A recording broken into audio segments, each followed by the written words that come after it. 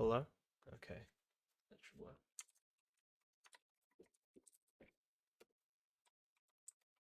Hold on.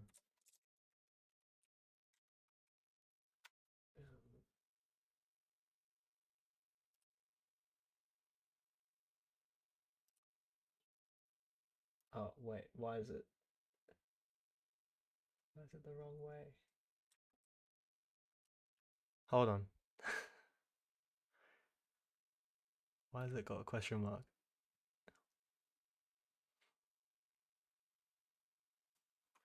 Shit.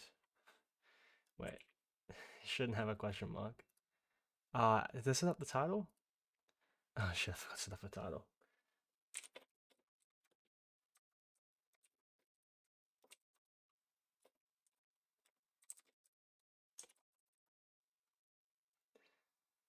Hold on. Yeah. So starting. Yeah, I need to set up a title. Give me a moment. Give me a sec. Because there's no title here.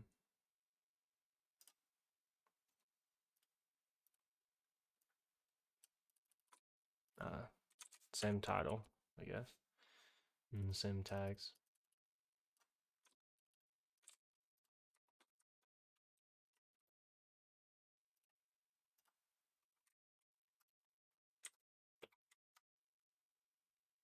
Build and just ship. Ship. Okay. Yeah, it's got the right title, got the right tags. Perfect. Perfect. Wait a moment. Yeah, this is fine.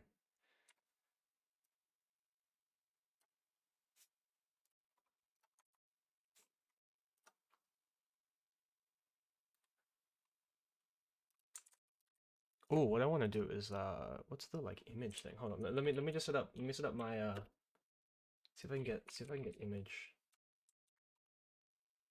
site. How did I do this? I actually don't. How did I do this?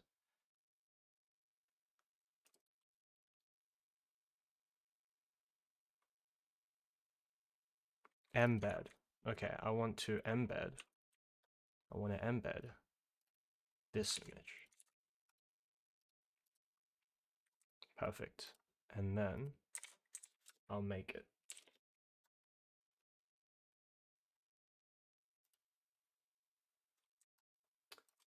Embed this image.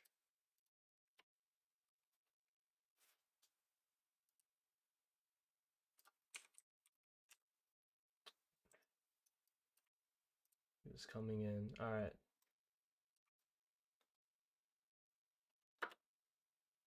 Stream's gonna start. I'll start the stream in like 3 minutes. I want to see if the HTML has actually gone through.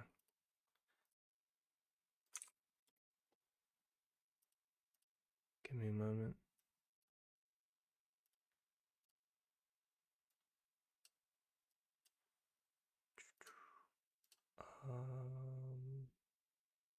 Image. Okay, that's good. Okay, it went through. I guess yeah, I didn't put the thing in. You know what, let me just like paste it again. Does this work? Oh, I didn't put the image in. Oh, whatever. There you go. There you go. I guess that works. That works. All right. Oh, I'm tired.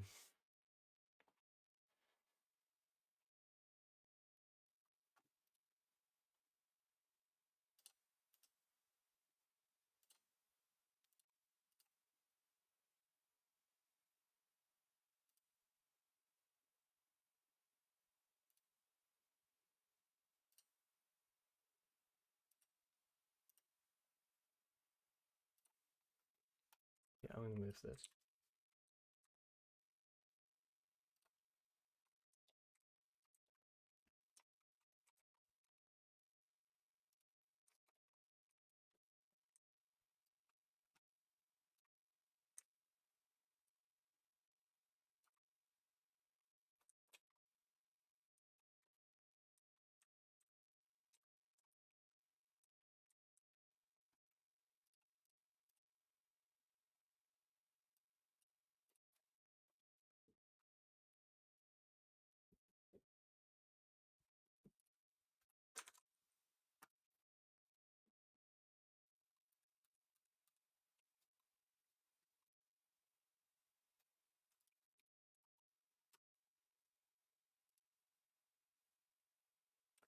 Morning. Hey, good morning. Yeah, it's 9 a.m. for me. It's 9 a.m. It's like crack of dawn basically. Yeah, 9 a.m. Good morning. Oh, I think this is time. Yeah, 9:05. All right. I'll give this a start. Yeah, before I used to run I was like thinking about running the streams from like here to like 4. That's like 7 hours. Like when it came down to it, I just like I can go for 7 hours. I just need to be like fed. I guess like that's something I'll figure out next time. Um, but yeah, we're gonna run for 4 hours. Yeah. So um, I guess like last stream there wasn't much direction. Probably because I guess like I remember like last time I think I touched on this during that stream last time like I was just programming C, right? I was just programming C, but the thing is that like it's like easy to understand because like it's just C code, but like all this lean stuff is new, and I didn't really do a good job at explaining the purposes of this project, so I'm going to do a blog post after the stream. After the stream I'm going to do a blog post and upload these VODs as well, and um, in that blog post, I'm just gonna go over my like thoughts for the project, like this project. Like I seriously think this project's gonna be something pretty big. Yeah, yeah. Because it'll assist in compiler development. So basically, I'm gonna give a very quick overview of this project. Basically, the idea of this project is to basically the idea of this project is peephole optimizations and the correctness of peephole optimizations. So, like for example, an example peephole optimization. Actually, a very good compiler is probably uh, TB uh, quick by negate. If I open his code base, I'm gonna get like a million errors at once. But the optimizer is very similar to what would be called sea of nodes. So basically, peephole optimizations in a compiler are basically replacing small code segments. So let's say like you have x times 2, right?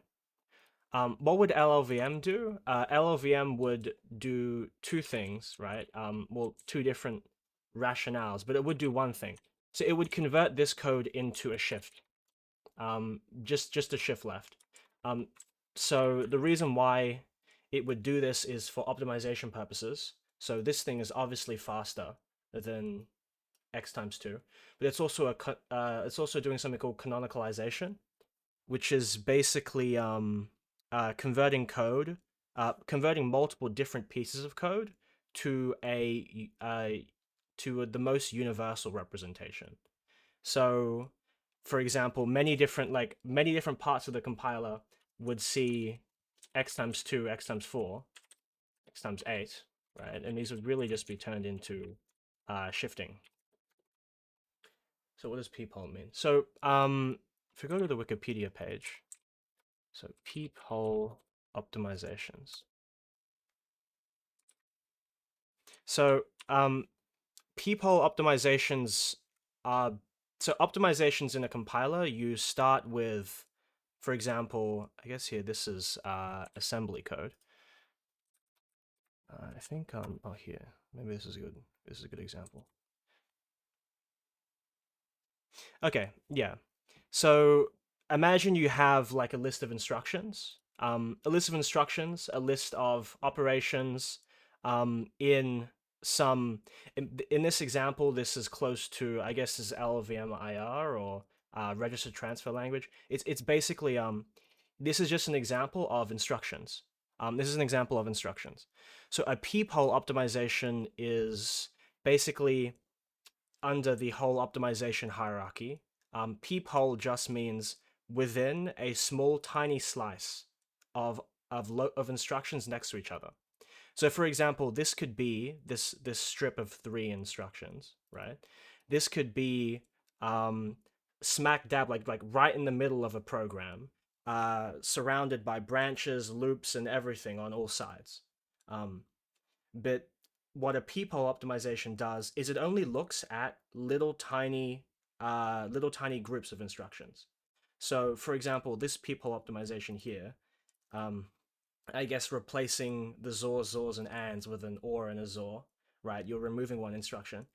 That's basically a very simple pattern match on the sequence of instructions, right? Like you could write a couple if statements in a switch case or something to basically find a zor, and an and then replace it with an or and a zor.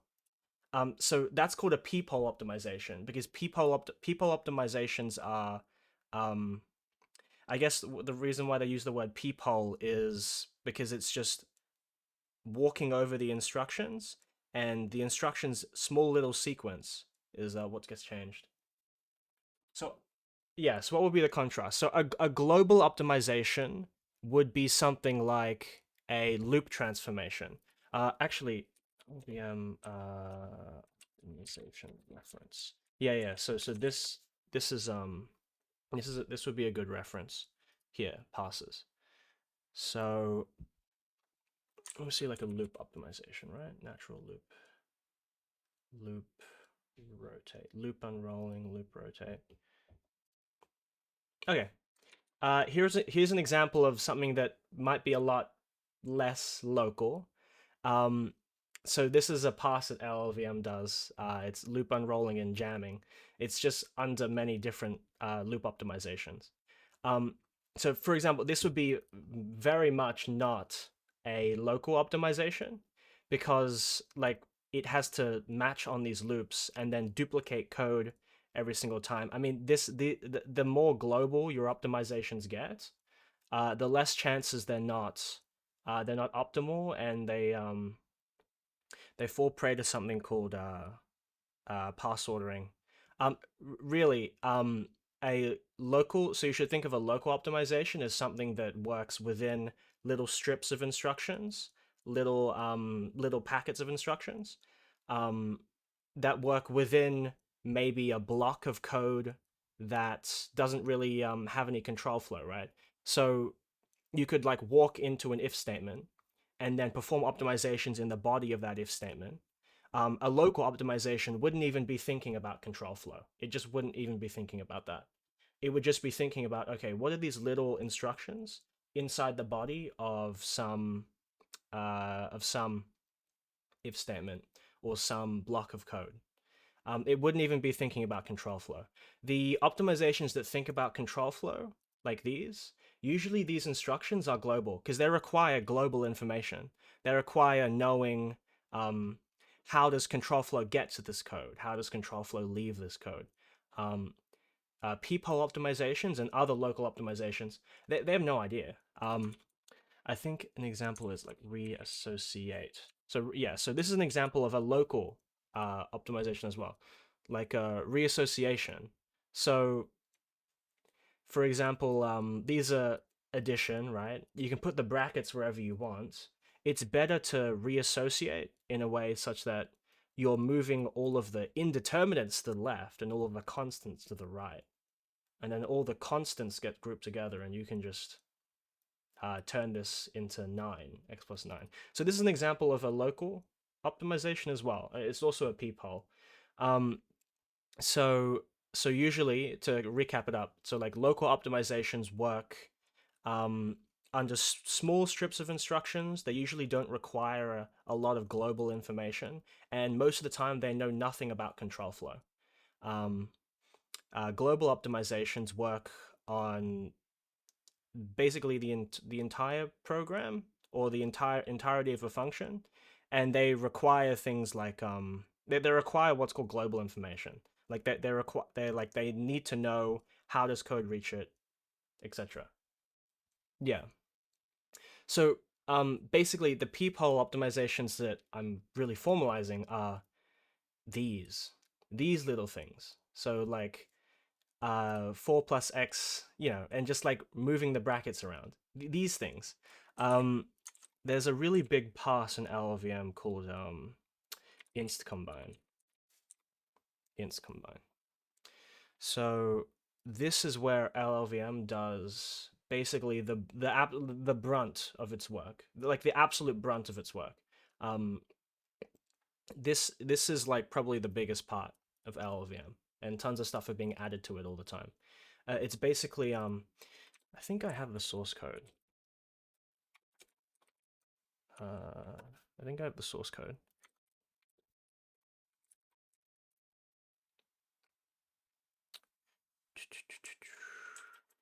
Yeah, it's huge. What about like a good example? Add sub or something. Yeah, so this file is it's one of many. This is like 3,000 lines. 3,000 lines of if statements and matching. Basically, inst combine is where LLVM stores all of their peephole optimizations. So yeah, this combines instructions to form fewer, simpler instructions. It doesn't modify. It doesn't modify the control flow graph.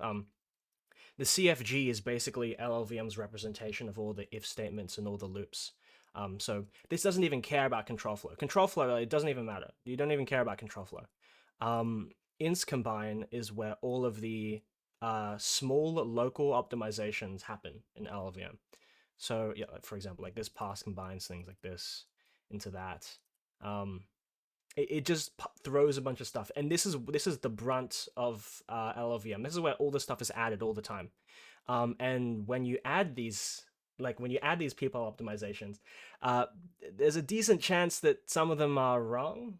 Like there's been a lot of like correctness bugs in LLVM where it's just optimized something incorrectly. Primary interest is peephole optimizations. Yeah, so my primary interest is peephole optimizations. This is just the entirety of this project. And the role of lean is to basically verify these are correct. Just to verify that these are correct. And so just verifying them is one piece of the puzzle. My whole like big idea behind this project is creating a database of these verified peepholes, right? So my idea is in this project, I formalized a decent chunk of LLVM's inst combine. I formalized all of the rewrite rules from Golang, from the Golang's GC compiler. I formalized basically all the rewrite rules from like Crane Lift. For example, like I can go into these compiler projects and just use scripts and just like take all of the peephole optimizations and verify them and become a single source of truth for anyone trying to build a compiler or create their own compiler, because they can just take peephole optimizations from here. Um, they can just take them from here, which yeah, and since it's all verified with lean, uh, there's no chance of them being wrong. So, for example, like if I was striking out and creating my own compiler, like I would go down and just look at what LLVM does. But that's just a huge fucking pain. It's just a huge pain in the ass. Yes, is this summary written down anywhere? No, it's not. Unfortunately. Yeah, so that's what I've done, what I've like written here, right? What I've written here is, yeah, I'm gonna upload both stream VODs and create a blog post about the project as a better introduction, because currently right now, there's like nothing. Uh, yeah, I mean, I guess it's just like stupidity on my end. Yeah, but I got a lot more, weeks to stream, so hopefully I can get things on better footing after this one. But yeah, so that's really my plan. That's really my plan. So I would so after like so after I got that out of the way, yeah, write the essentials for views to reference and catch up. Yeah, yeah, that's my fault, unfortunately. Yeah. But next week things are gonna get a lot better. Yeah.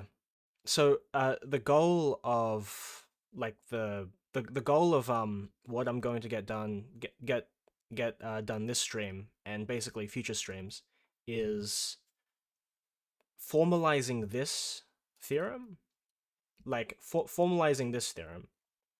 So this theorem basically states that this plus NSW is LLVM lang ref. So I've formalized the LLVM instructions. Lang ref. Yeah, I'll move this here.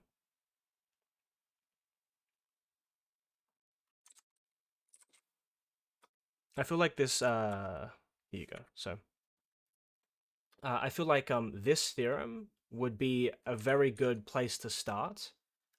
It's like sort of an involved theorem, but it's sort of like a very simple theorem. Basically, this is just saying that if X, Y, and Z, if X, Y, and Z are all positive or all negative, you can reassociate you can move the brackets around on the no sign wrap instruction.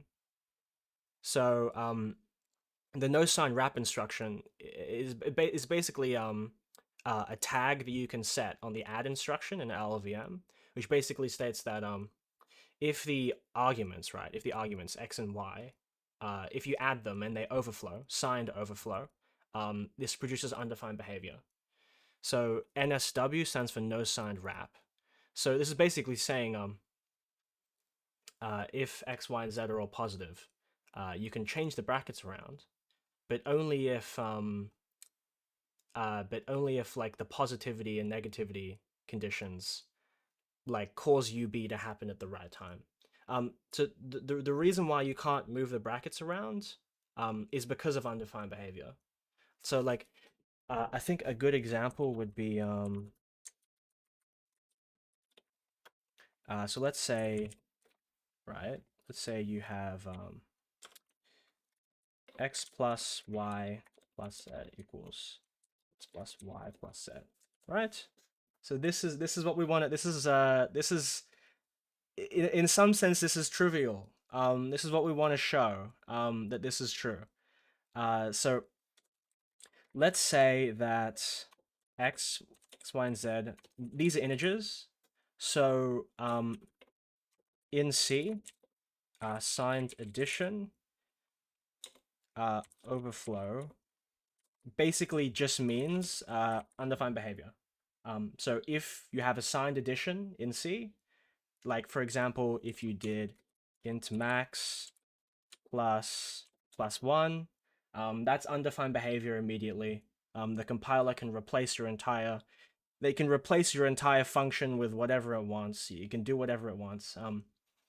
Like this is undefined behavior. So I went I think last stream I gave an example of undefined behavior and the way compilers model it. So for example, this is what's called just straight up undefined behavior. So how LLVM models this is if it sees something like this, it replaces it with something called poison. So poison in LLVM is basically, yeah, the result of an erroneous operation. So what does the C spec say? The C specification says if you do something that's undefined, you as the compiler can define that behavior. So the spec defines what 5 plus 2 is. There's no UB here. You can't do whatever you want. But on int max plus 1, the spec says that you can replace the value or do whatever you want with the value. So this expression in the C standard has no meaning. This has no meaning.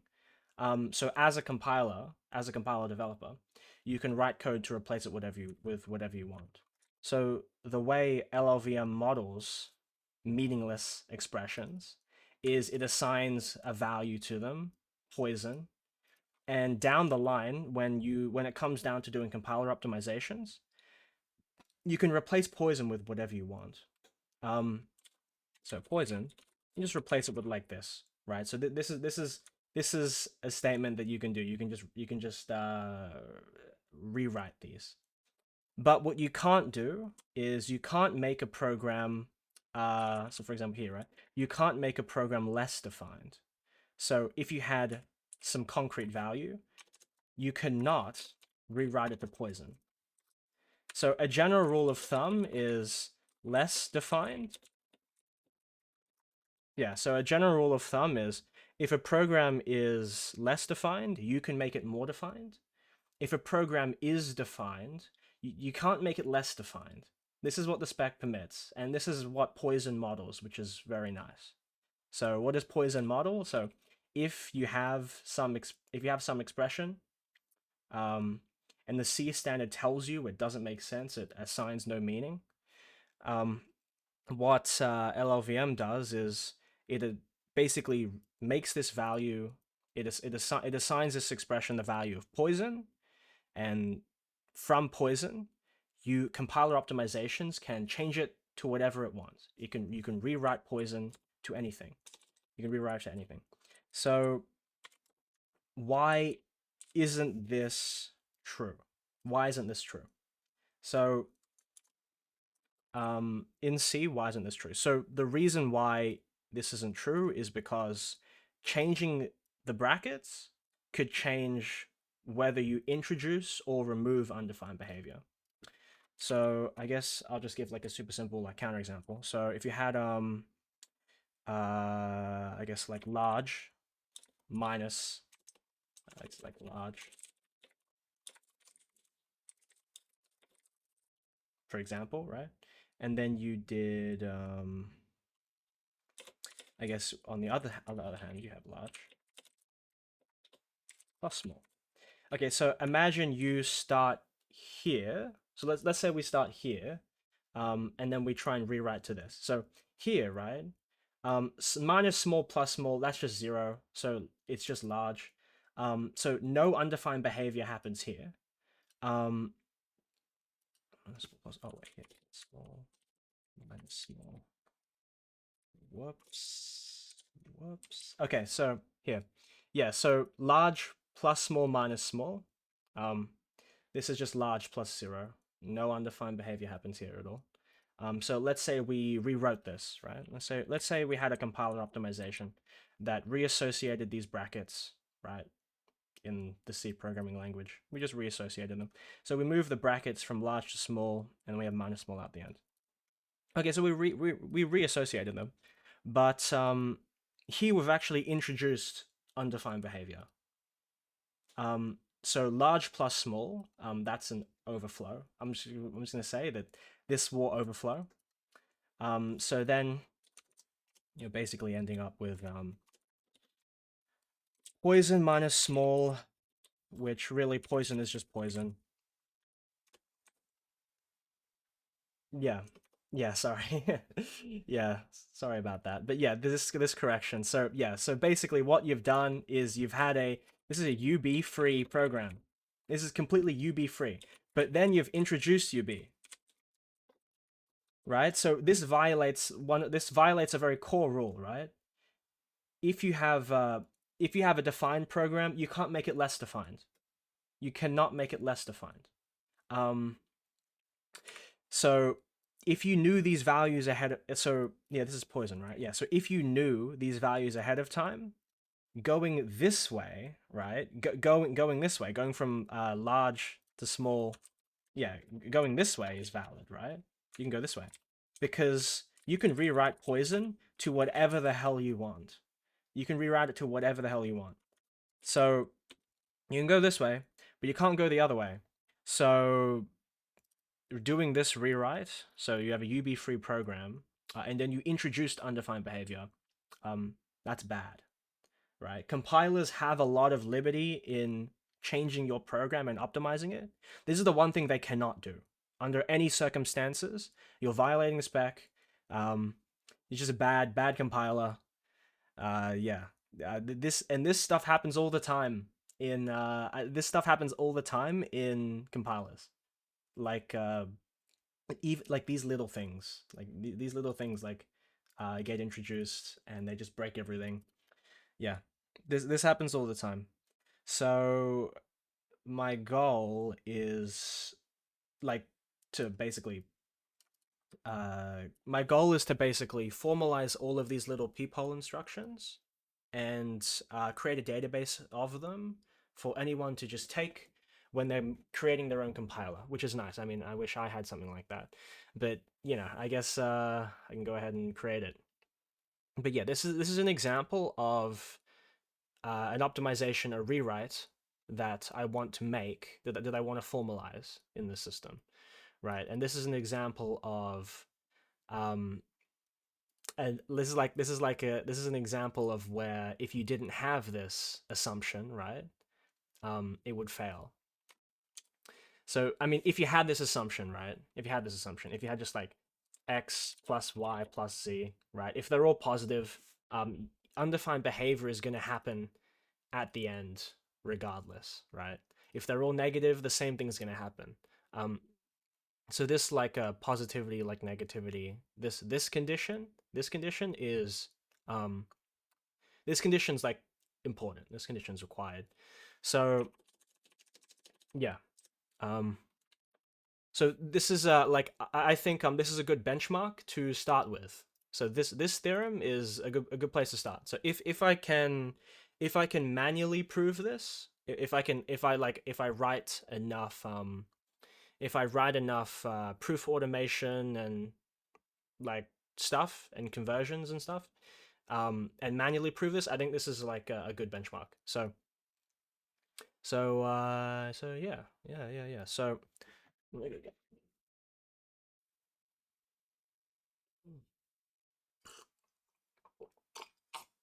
yeah, I think it's a good place to start.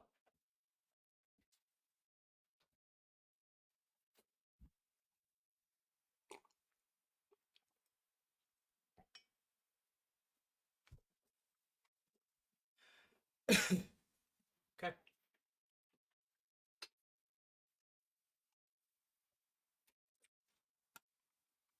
and then I'll take my explanation that I just had, and I'll integrate that into the post as well.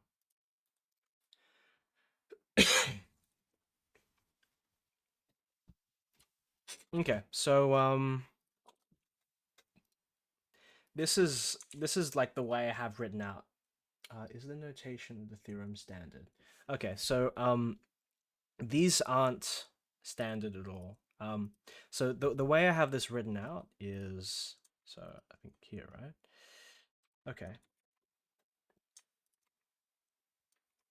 So the way I have these things modeled is it's modeled like this. So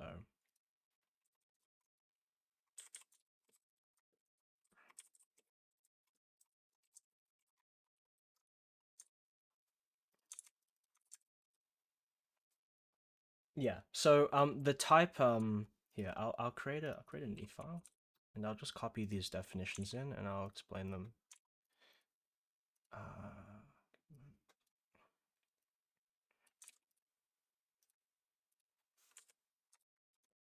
Here we go. Okay, so the way I have LLVM's integer instructions, the way I have like the way I have them modeled is pretty simple. So this is the type IN. I just call it that.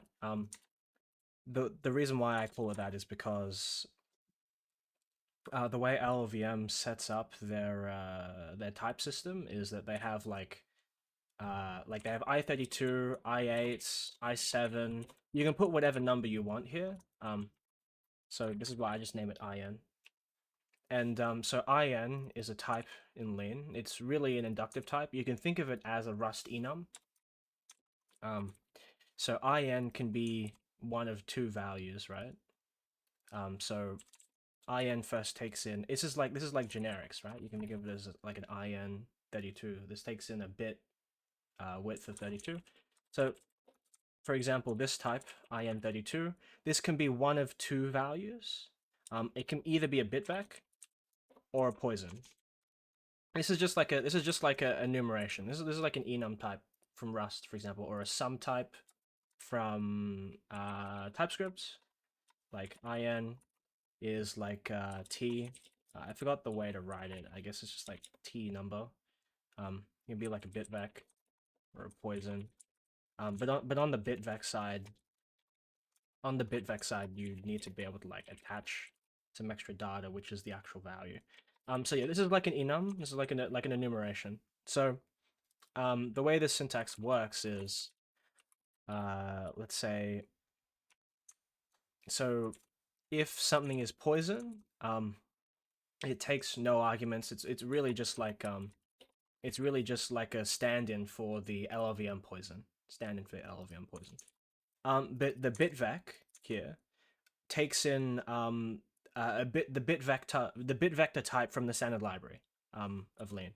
So I'll just write like 30, 100 or something, 1002. So this is a bitvec, 32 bits. So how bitvecs are represented in Lean is they're basically just a natural number. They're basically a natural number in Lean, but they're the way they're designed in the standard library is to basically mimic like the wrapping and like the modular arithmetic, the wrapping that you would expect in other programming languages. So bitvec32 is just basically it models what would be an int or an unsigned int. So this is just a bag of bits. This is a bag of bits. So for it to act like an int or an unsigned int, it depends really on the operations that you do on it. So let's say if you have like this thing, bitvec32, you can do add. So they model it with 2's complement. So add, sub, and multiplication.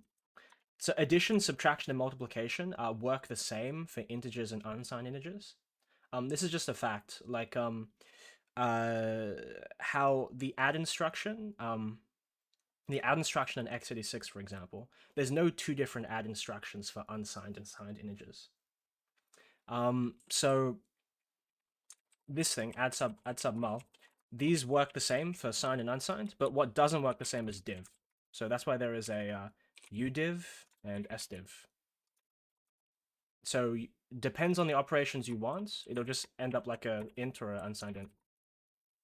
Oh, the guy, other views from the stuff will stop asking. Oh, no worries. The thing is no, this is making me understand. I think like I'm going too fast and just like skipping over definitions. This is like this stuff is important for me to talk about. Stuff is important for me to talk about. It's good. It's good that you're asking me. But yeah, I guess what to take away from this is that bitvec. So if it's on the bitvec side, this is just a bag of bits. Really, this is just a bag of bits, and it's convenient for me to model the LLVM integers like this. It's just convenient. So this IN type is either a bitvec or a poison. So what do we know from I guess the spec, right? The C spec, right? You can make a program. So if you have a program that's less defined, you can make it more defined, right? You cannot go the other way. You just absolutely cannot go the other way. This is just something you can't do. You're violating the specification. So how do we actually model this, right? How do we model this? So to successfully rewrite a program, to successfully change a program, you want to follow this rule. You want to follow this rule. So what are the two like axioms? What are the two axioms of a compiler rewrite? So you can rewrite something to itself. For example, you can rewrite something to itself, or you can rewrite something to something else, given that they're equal, right? You can rewrite equivalent things to equivalent things. There's also another thing is if you have undefined behavior, if you have poison, you can rewrite it to whatever you want, right? Because you're taking a less defined program and making it more defined. That's refinement. I guess like they call it refinement. But really, this is just like making a program that's less defined, making it more defined. So these are the two axioms, right? You can rewrite equivalent things to equivalent things, or if you have something that isn't defined, you can make it more defined. So these are expressed in these rules. So this keyword means this is like a sum type, right? An enumeration. Um, so the two differences between these things is really this is a type, and this is a proposition. This would be called an inductive proposition. Um, yeah, it's really what you should take from this is that this is just modeling a relation. It's just modeling a relation. So, for example, I'll just give an example. Right? Theorem example is let's say you took an x, right? And say you took like an x, and then I guess the theorem is like rewrite x rewrites to x. This is really by definition, right? So rewrite yeah. So by definition, these things rewrite to itself. I mean, I guess that's an axiom that we can use. So we can rewrite x to x. Another example is just taking advantage of undefined behavior. All right, so can we rewrite poison to whatever we want? Probably, but we'll see. Can we rewrite poison to this? Oh yeah, this is a 32-bit vec. Oh yeah. Okay. Can we rewrite poison to rewrite? I need to assign these types correctly. Oh wait, no, here.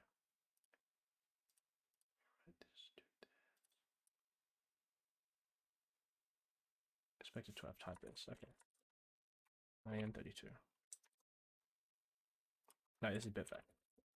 Okay, there you go. Whoops. Yeah. Yeah, I guess when the type's not inferred for you, it gets a bit annoying. Okay, so can we rewrite poison to whatever we want? So this is also an axiom. I guess like we have it formalized right here. So just like REFL, this stands for reflexivity. Reflexivity basically means this relation, if you have something, it relates to itself as well. That's just reflexivity. That's why it's named that. But this one, right? Rewrite poison to whatever you want. So I guess this is just by definition. So right, poison forge. I guess we'll rewrite it to this. There you go. So you can rewrite it to whatever you want. So these formalize the two different rules. So it's obviously true to rewrite something to something that's itself. You could rewrite something to equal things. But you also want to formalize the idea of undefined behavior, right? You want to make a program. If you have a program that's less defined, you want to make it more defined. And these are the two like what would be called axioms, right? Axioms of compilers, axioms of the spec, axioms of undefined behavior. It's just something, right? So I mean, this really does work on anything, right? You can rewrite anything to anything. It just works. There you go. You can rewrite poison to anything. So a good example, an example I gave last time. Yeah, an example I gave in the first stream was really I guess this theorem. So let's remove all of this and import the main theory. So no, I mean try to do examples. Okay, yeah. So I guess the example I was going to give was compilers rewriting this to always be true. Why is this true? Case one, x is so case one, x plus one overflows. Okay, this overflows, so x plus one is poison. but you can just rewrite this to be like 0 or something. You can rewrite this to be like or for example then you have poison is greater than x. You can just rewrite this to be true because you can just rewrite poison to satisfy anything you want. And then case 2, x plus 1 doesn't overflow. And then this is just true. This is just a true statement. I guess that's how you would prove something like that to always be true. So it's not. This isn't true in general because, for example, you have int max plus 1. I mean, this is just not a thing. That's just not greater than that. Yeah. So given that, but in the when you have undefined behavior, this is a valid compiler optimization. This is good. You want to be able to make this optimization. You want to. You want to be able to make this optimization. So that's what undefined behavior permits you. That's what the standard permits you. So yeah, yeah. So I guess this notation, right? This notation, like this like curly little thing, and then this thing. This means rewrite. So this basically, if I have x rewrites to y, this is basically saying rewrite x y, just the same relation I gave before previously. And then this one, like the back and forth one, right? This one, this is just equivalent saying rewrite x y and rewrite y x, like this way and this way. Yeah.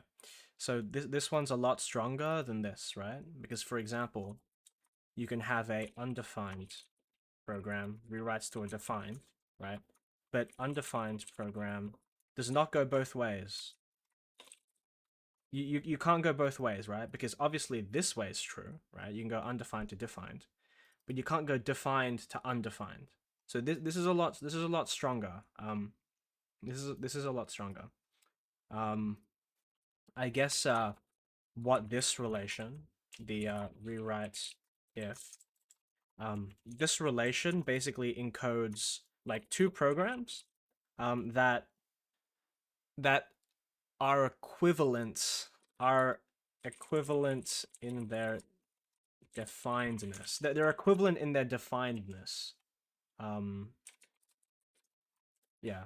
So if you really have this, they're equivalent in the ways that they can produce undefined behavior. Yeah. So this relation is also not equality as well. This is they're like if you have this relation, it doesn't mean that they're equal as well. That's just a thing about that. So the reason why we need to have this relation is because we need to like represent these axioms in a way that we can actually like formalize it in a way that actually makes sense with the standard.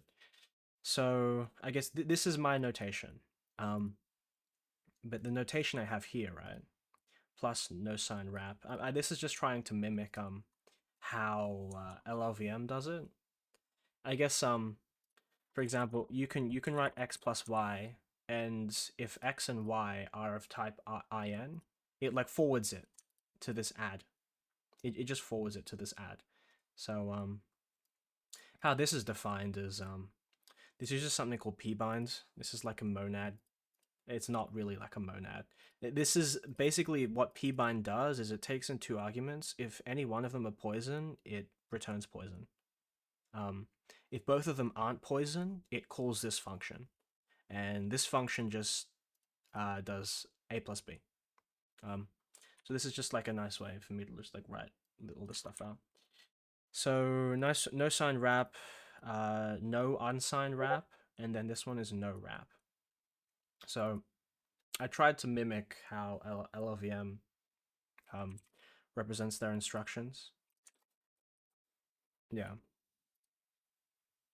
And this thing. This stands for signed comparison.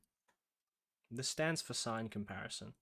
So LLVM has something called ICMP, icomp. Yeah. So yeah. So this takes in, I guess, two arguments, right? Up one, up two, and just returns a Boolean value based on what you even want to compare it like. So um, here, right? Signed and unsigned comparisons, they're obviously different because of the sign bit. Um, so you need to basically have different comparisons for each, right? So for example, if I have less than s, this stands for signed. I have like less than u, this stands for unsigned comparison. So this is basically the ICMP instruction. Um, yeah, it's just like nice little nice compact notation that Lean lets you do, right? This is super nice. You can define your own operations. Um, yeah, and then this thing, right? This thing. This is just bitwise AND as well. So this returns 0 if true. This returns 0 if false, 1 if true. Basically, this hypothesis is saying this is true, that's true, that's true. Can this rewrite to 1? So this is basically saying like, can this rewrite to 1? For in the case that, let's say, for example, if y was poison, it would basically poison this entire hypothesis, right? And it'll just be like poison rewrites to 1. Trivially, that's just true. I mean, that's just true. So poison does rewrite to 1 because it's undefined goes to defined. So this hypothesis, this assumption would just be like trivially true if any of these were poison. Um, for example, if y was poison, this poison would just like be here, right? And then that poison would be here, right? And then this entire thing gets rewritten to poison because poison poisons the entire instruction, the entire thing. And then that's just like trivially, that's just like true. Poison goes to poison. Um, yeah. Okay, so encoding this, like, so I've encoded this, but it's obvious to me at least that this is a really shitty way of encoding it because the amount of junk, in this statement is crazy, in the sense that for example, if you were taking x y and z, right, and if one of them was poison, it's just trivially true. So you just take the cases where X, Y, and Z are not poison. So I guess the way you'd prove this is go like case one, X, Y, and Z, any poison. If any of them are poison, it poisons the entire instruction, the entire expression. It's just trivially true. So case two, X, Y, and Z not poison. None of these are poison. None of them can be poison. And then you go actually prove using H, using the hypothesis, etc. You just prove it. So when we do this case, right, and we prove this, that when they're not bit vectors, this hypothesis basically turns into this. This hypothesis turns into, I guess you're slapping like a bitvec at the front, right? You just put like a bitvec A, bitvec B, bitvec C.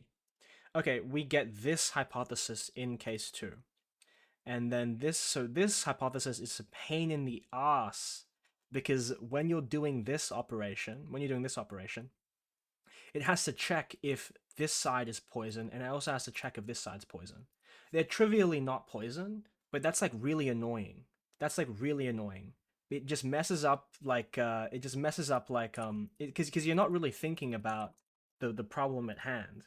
So for example, if you were going to like, for example, you could use simp or some other like proof automation tool to just simplify the expression and break it down. But what will happen is you'll simplify this into a bunch of propositional logic garbage. Like expressing this hypothesis in this form using using these operations, these like this thing, like the greater than, less than, that has to check for poison, and then you're using this rewrite. Um, it would just be a pain in the ass. Yeah. So this kind of noise seems to be common in lean formalization, seems to be unavoidable. Yeah. It is a pain in the ass. So my idea is to basically restrict what you can represent. Um, and it wouldn't be much of a restriction because it would be very similar to the way the conditions on certain rewrites work in LLVM. So the way the idea that I'm going to do to represent this hypothesis is super simple. I think I actually wrote it out here, right? I think I wrote it out here. Oh, I wrote it out. I wrote it out somewhere else, but I'll just rewrite it again. So, actually, I might have rewrote it. Obsidian.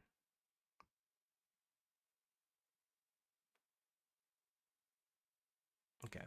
I wrote it. Manual proofs. Okay.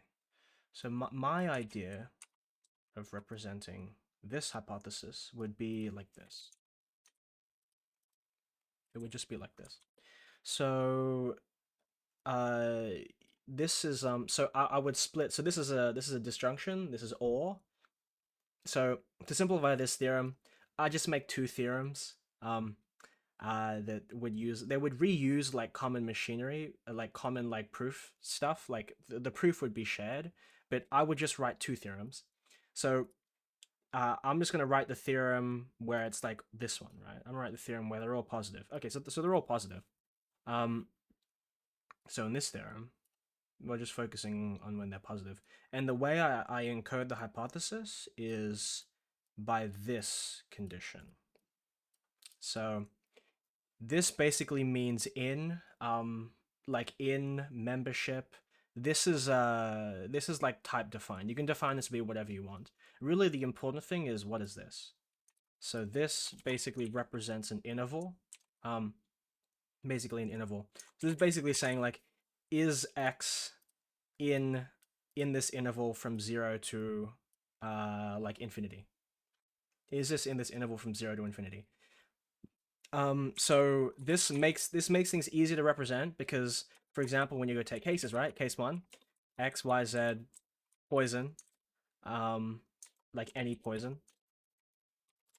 These hypotheses, like x, x, h, y, and h, z, these are just like trivially true. These are trivially true, right? Because poison is in any range. Poison is in like from the range from 0 to this thing and -10 to 0, and poison is in like anything. These are just like trivially true. But when the case 2 x, y, z not poison, these things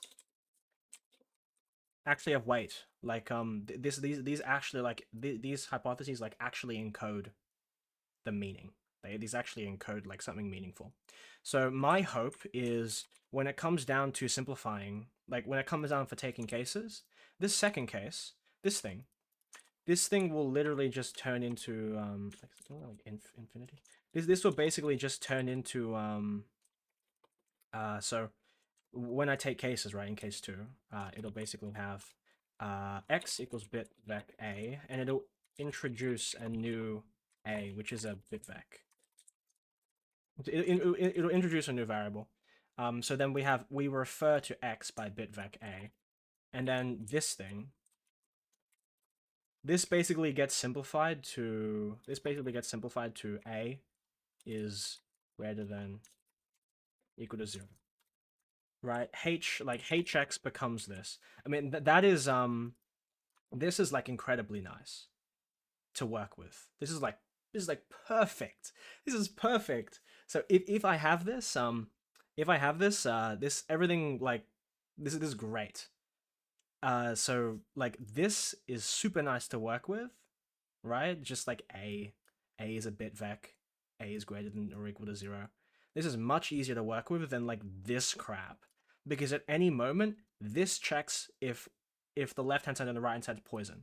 This checks if that's poison. This checks if that's poison. That checks if that's poison. That checks if that's poison. That one's poison. This one checks if this is poison. This is trivially true. If it's not poison, it needs to think a bit.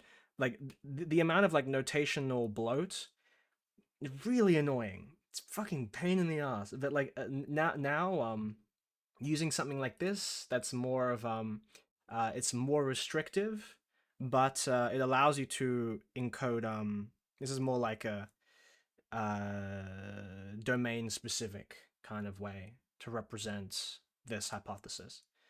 So this isn't much of a restriction, by the way, because the way LLVM does it and the way other compilers represent these sort of things, these sort of facts, these are called facts. So as a optimizer goes through the program, it records certain things about variables. Like for example, if an optimizer gets to some stage, right? Optimizer gets to here, right? If it's greater than 0, then like the compiler goes like, hold on, x is greater than 0 trivially. So like if you have like int a like bool,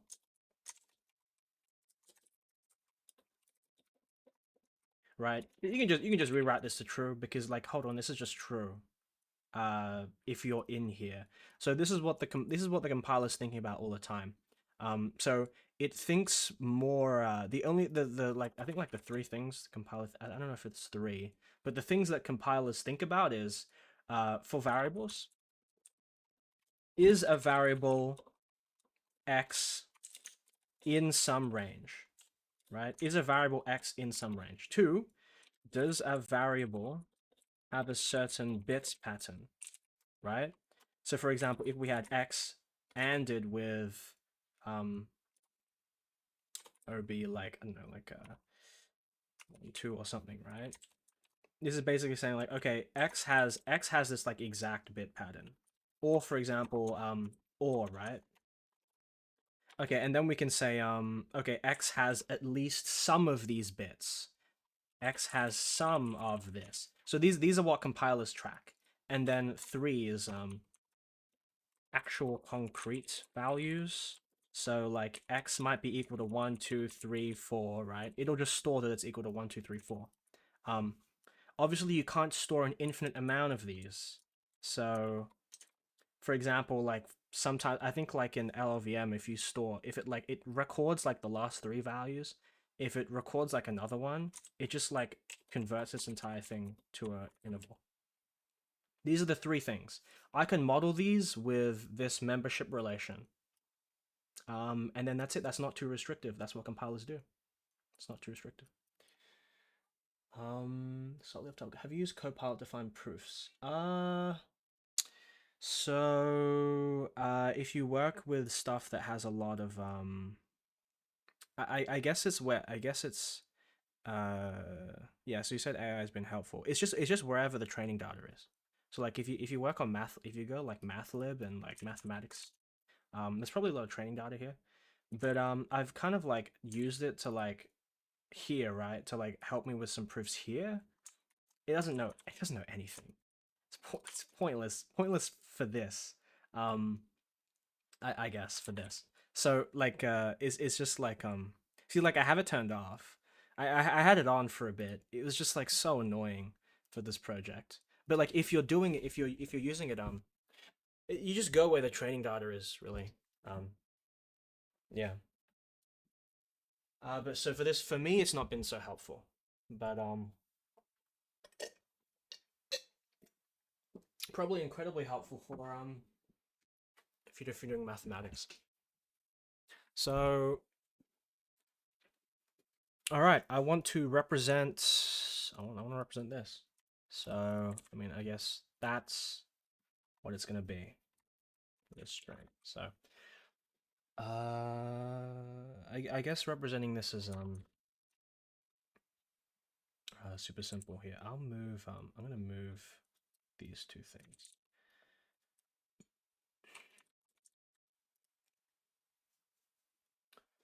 So let's see. I'll just like move it to here, right? I'll just go like test. And I'll just give this a go.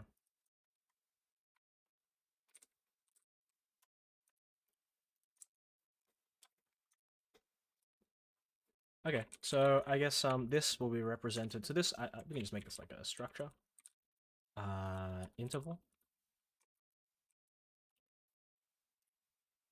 This takes in bits. How do I represent this? This is like let's make a type.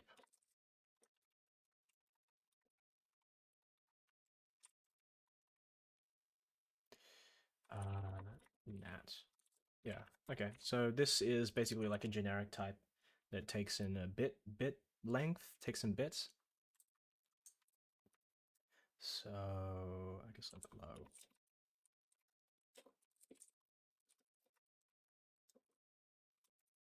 And then what would be called like height or something, right? This is just like this is a proposition.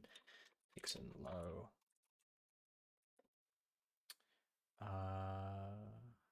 Oh yeah, low, high. I guess. I mean, I don't even think we need to have this. Yeah, it'll be shown why. So, like language reference. I want to implement this relation.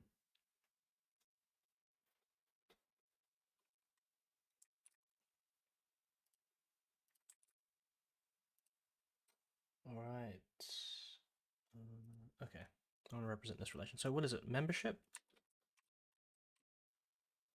Oh, sorry. It's being covered by my head. Whoops. Yeah. Let's put this down here. Membership.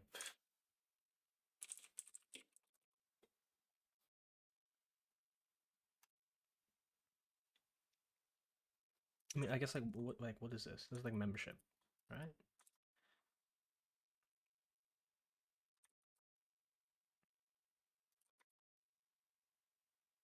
Implementing ranges, type classes. Perfect.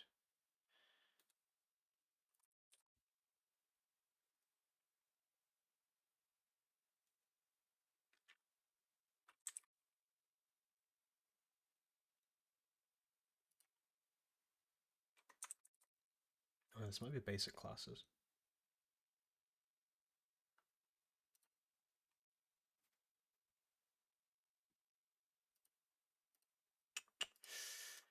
Come on.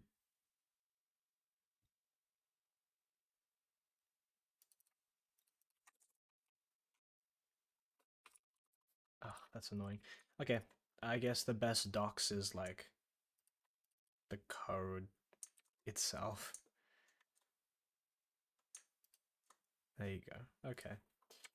I forgot how to do type class. It's just like instance, right? Instance, interval, instant membership, membership. A of S. What is?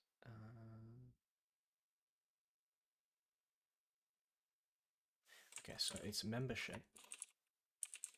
Membership on. So this takes in a bit width as well. This is membership on a bit on an INN with an interval n.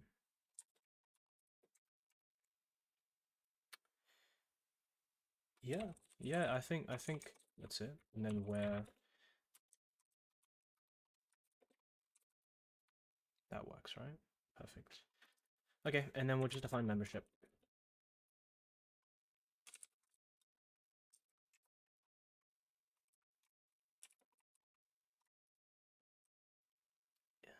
Basically takes in interval.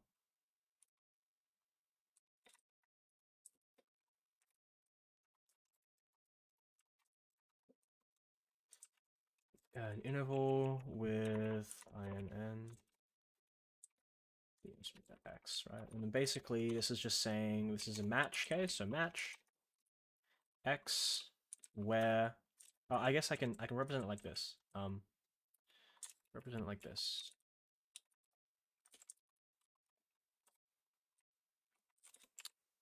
And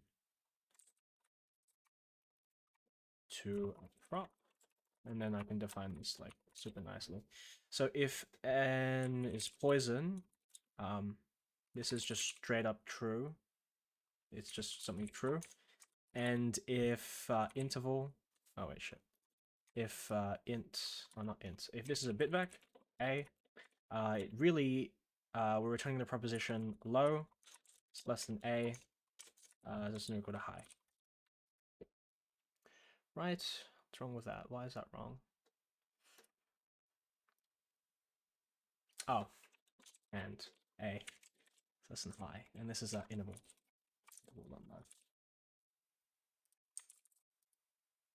I guess maybe I could define this nicely. Define this nicer. Make it more functional. Low, high.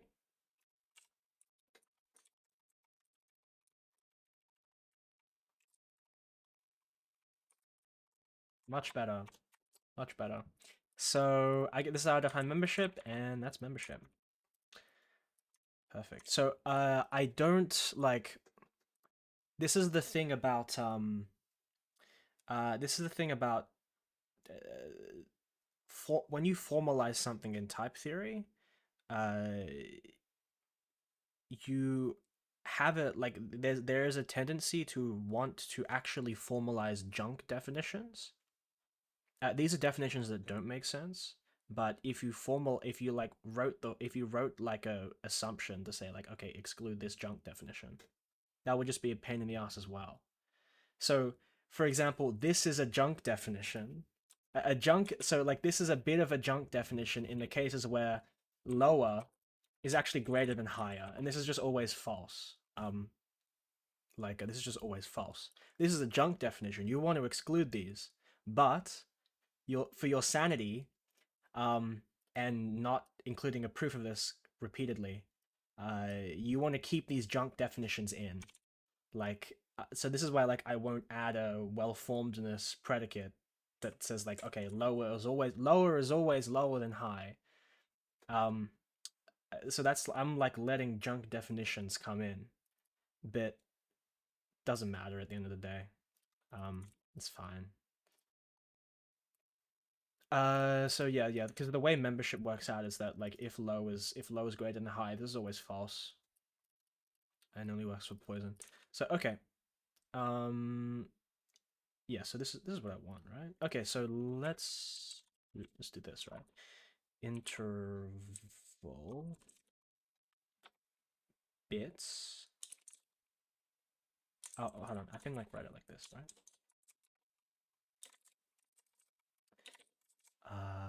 I guess 0 to what's the biggest bit vec? Oh, I can write it like this. Like bit vec.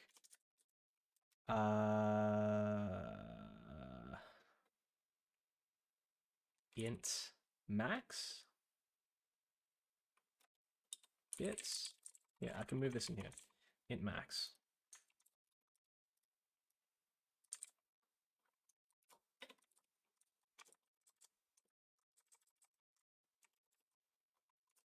Yeah, this syntax is annoying. So I'm gonna add a macro later on. I'm gonna add like custom syntax definitions to make this nicer. But I think this is good. What's this? Index bits as type.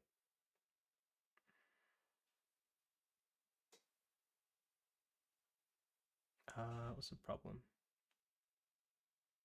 Bitback bit is type n. Oh, n. Yeah, sorry, n. Okay, so this is nice. This is much nicer. This is much nicer than this. So hopefully, yeah, this is much nicer. So I'm gonna go to the bathroom, but we're in a good spot. We're in a good spot. Right, just give me a moment. You know what? Since I have this like camera set up, right? Just like, is there a way for me to like write?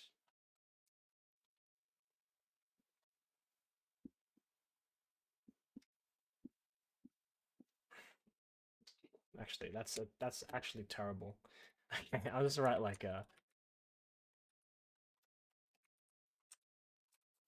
Right, be one sec.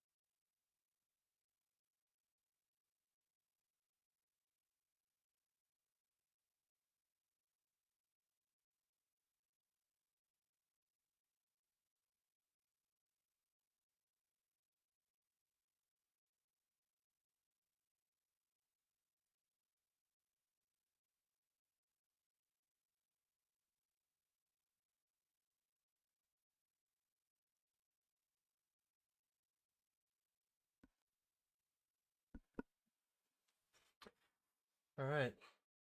Hello. Back. A sec. Okay. Okay. Something gonna work then. All right. So, I'm guessing this theorem, right?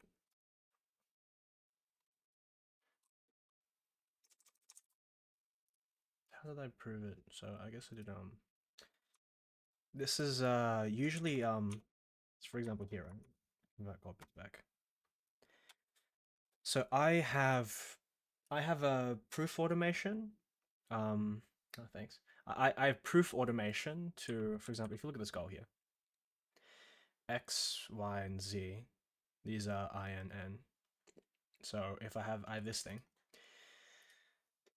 it's basically a macro that does two things. This macro does two things. So I'll just like write them out. This does two things. So first, it calls something called revert in. This converts like this entire statement. This converts this entire thing into a for all statement. So this is my thing, right? And everything gets turned into a for all statement. So really, you could think of this as x, y, and z. These are like arguments to this. Like this entire thing could be replaced by a for all statement and implications. So for all, x is in that, y is in that, this and this, right? These things. So this takes in all as arguments, so x, y, and z as arguments. implication, implication, implication, implication. This. So it calls this revert in, and then it calls this, which basically does case bashing. It does basically does like case bashing. So it's just like it just does cases, poison, simp it away, and then call it again, and then revert back. Like this, I've taken this tactic from this thing. I've taken from the Lean MLIR project. They have like a formalization. It's a lot more complicated than my thing, but it's like a similar a similar plans to formalize MLIR. This is just like the integer subset of LLVM, but like I've taken inspiration from some of their tactics. So like okay, this converts into a for all statement. This converts a for all to bitvex. So then I end up with this. So these tactics are really annoying to use. Like I really need to change them. These are so annoying to use. Why? Because I can't bind these things, right? I can't bind these things. Like I don't get access to XYZ. Like these turn into this. And then all of my hypotheses turn into these. Um, which is annoying as well. So it would be nice to write this as metaprogramming. And also be able to bind these. Like it would be nice to write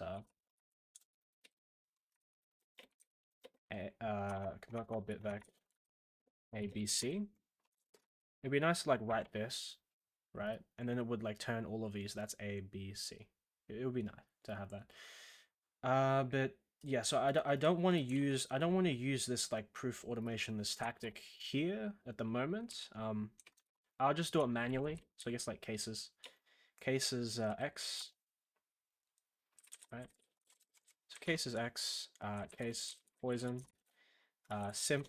You can just like simp it all away. Because if something's poison, most of these things are trivially true. And then like case is Y, case poison,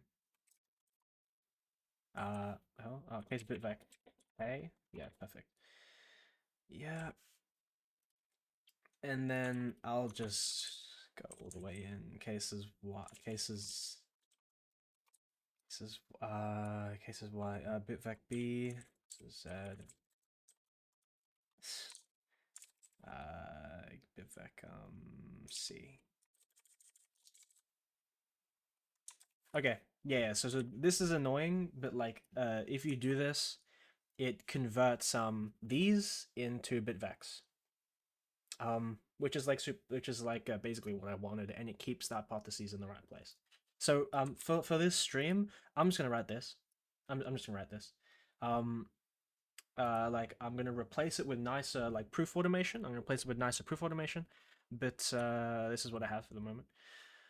So what I want is to see this, right? I want to turn this into nice hypotheses.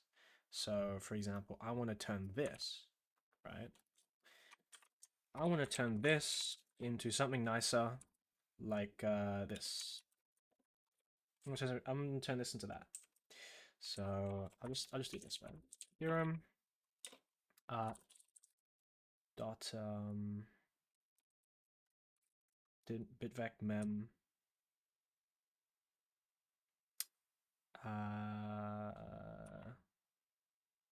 general or something. Bitvec mem convert inequality unique or something. So this takes in n. It takes in this takes in a proposition. So something like this, right? Bitvec n.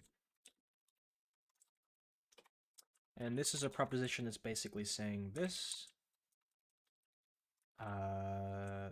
Proposition, so int interval.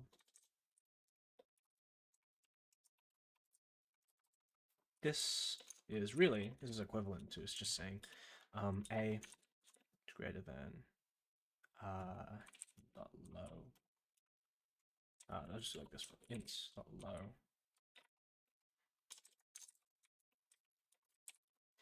dot high to Oh wait, and then a dot high. Perfect. I'm gonna run. Enjoying the streams, limit compliance. See you next time. All right, see ya. It was good to have you. See ya. Good to have you. Good to have you asking questions, keeping me on my toes. Yeah. Otherwise, I wouldn't be able to redo these explanations, which is I appreciate that. So, this thing, this, I really want this to be replaced with this on the hypothesis. Like, I would, that would be much nicer. So this is something I want to do with simp. So this is like super duper. I bet this is like easy to prove. I guess intro. Oh shit, I've forgotten how to deal with this. How do I prove it if and only if? Let me open. Maybe there's like an example. Here you go. Come on, Zatara.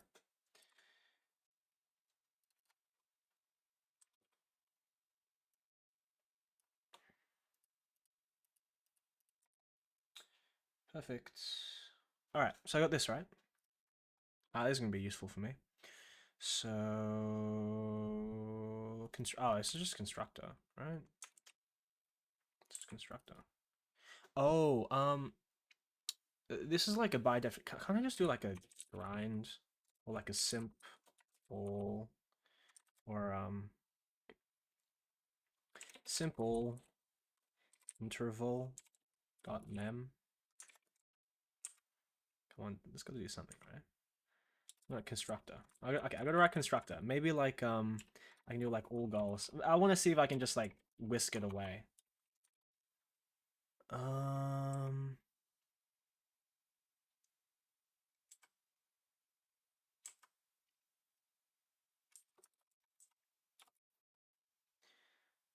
Okay. I don't know, like simple. Okay. I'll do this. I'll do this normally. So simp, and then like simp.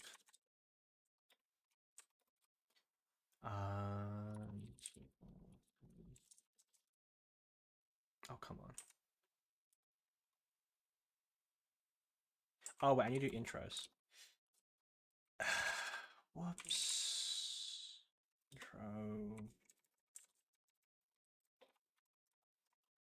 Yeah, sorry. It was like I'm not really good at proving. Okay. So simp at h. Okay, unfold.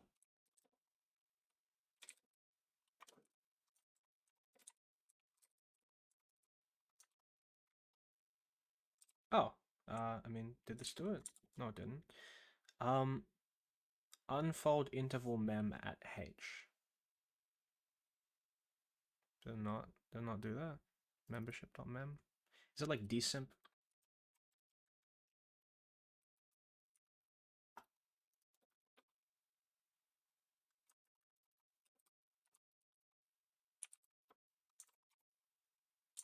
Membership. Oh, come on. How do I unwrap this definition? That's annoying. What even is this? It's membership mem. Okay.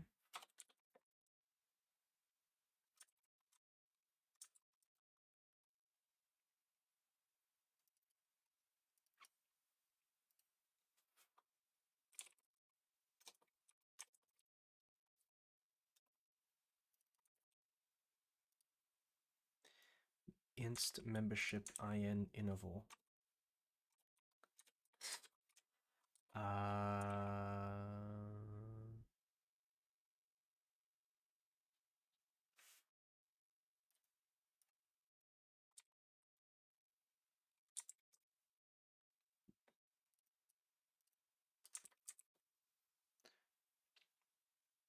Maybe I'll like ask the Zulip or something.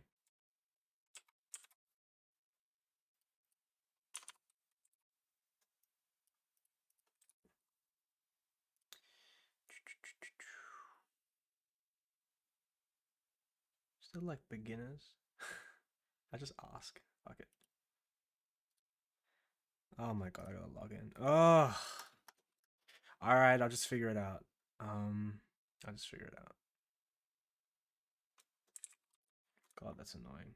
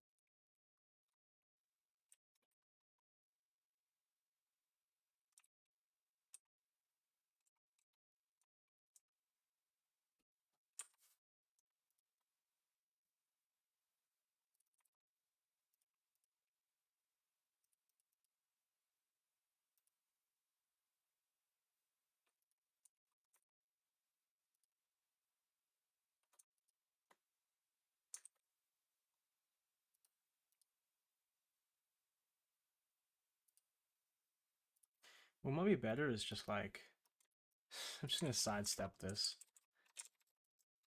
I'm gonna sidestep this. Where's the like notation?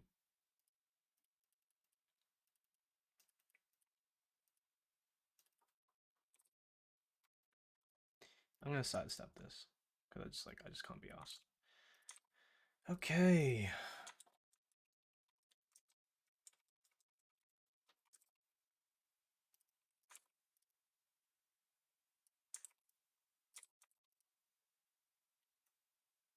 What's this? Interval.mem? Great. Perfect. It's actually like does what I want it. So okay, to do instance.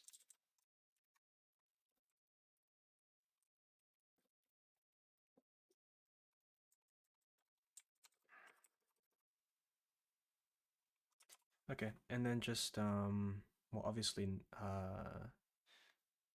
you would go no confusion and then exact h. Just like simp a. What? Try simp. Okay. Okay, perfect. Oh, I can just do this. No, I can't. Okay. That's good. And then what about this one? This is also just by definition.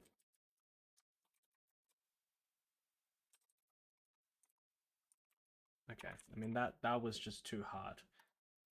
Okay. Well then when I call simp at hx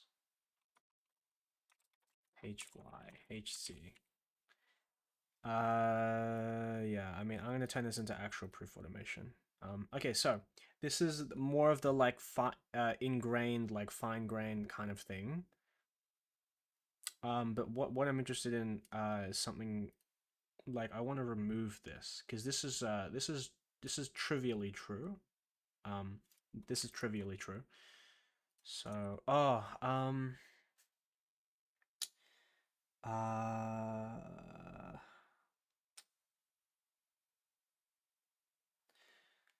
this entire thing is trivially true because these are unsigned and unsigned bitvec. Like this is just always greater than 0. It's just always greater than 0. So what I actually want, what I actually want is these need to be signed. These are signed.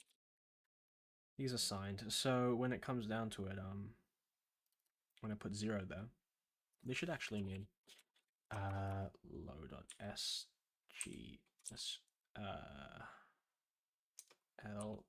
lsle. This should be less than or equal to. Yes. And then this should also be less than or equal to that. And then so this should be less than or equal to this. And then that should be less than or equal to that. Okay. Yeah, so what I want to do is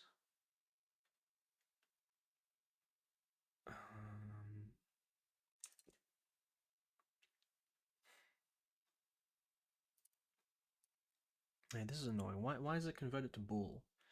That's annoying.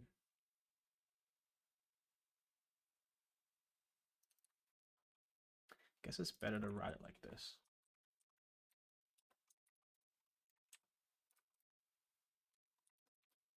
Oh shit.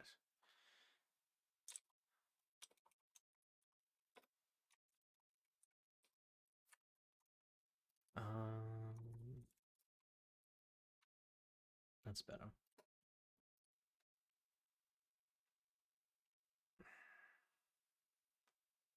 Okay, so what I want to remove as well. This should take more priority.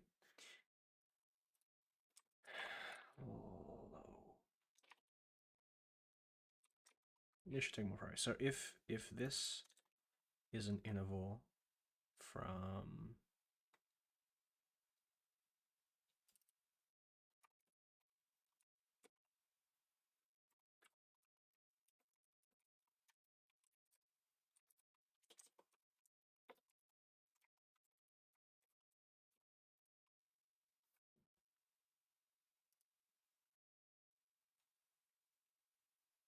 some value, I don't know, like not A, M, no, P, key to, I don't know, what's the biggest? Int max?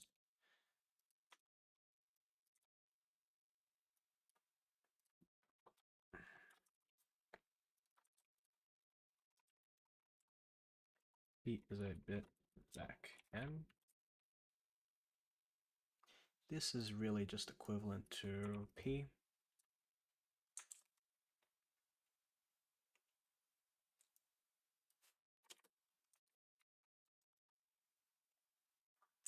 This should be the nicer way to write.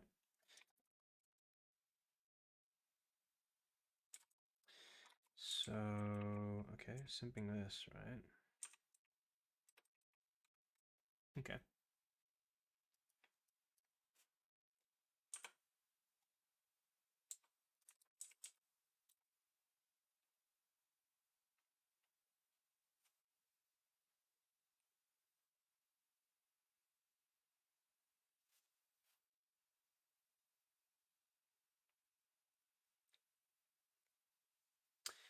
That's annoying. Okay, simp can't do anything here. The reason why is entirely because of the way match is set up. So match, when you do simplification, it doesn't check anything on this side. It doesn't check anything on this side. It checks things on this side. So it'll try and match. You're like, okay, there's nothing I can do to simplify these things.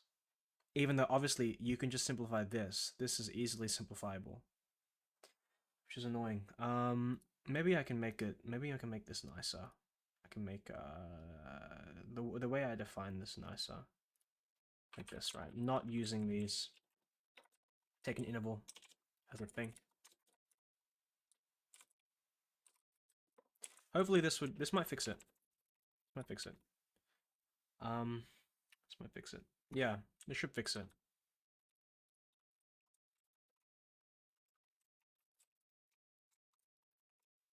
And then this one is low. Okay. That makes it nice, alright. Surely I can simp at H. Okay, good. And then kind of just like omega. BV omega. What? Uh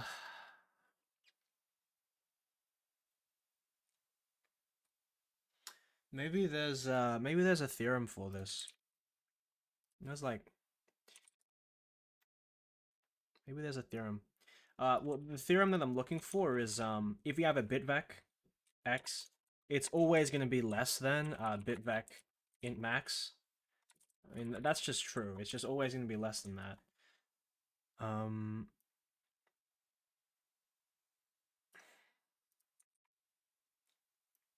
So I mean, what's the theorem? What's the theorem for that? Let's see. Give me sorry.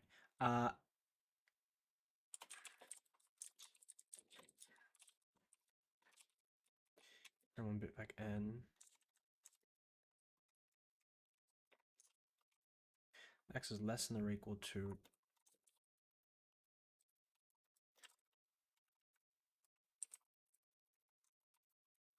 This is semantic search, so like this should give me what I want.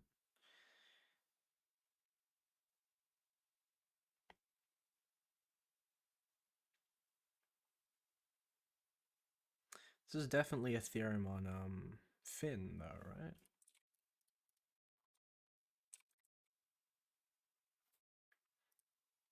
Is there a way to me just like ignore?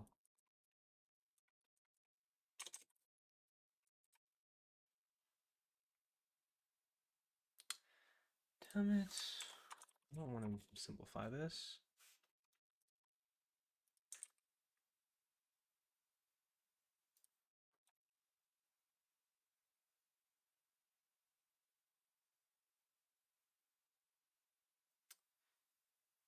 It's calling 2int on it.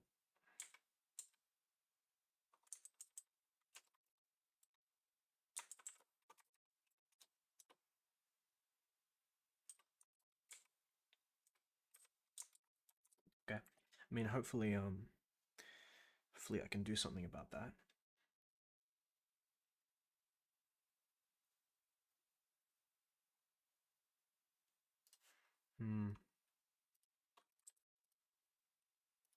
Let's see what I can find. So int, any theorem with int max on it.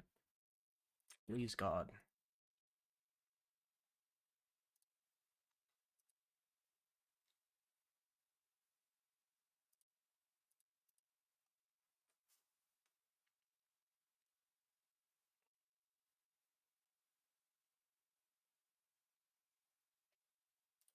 Okay, use that.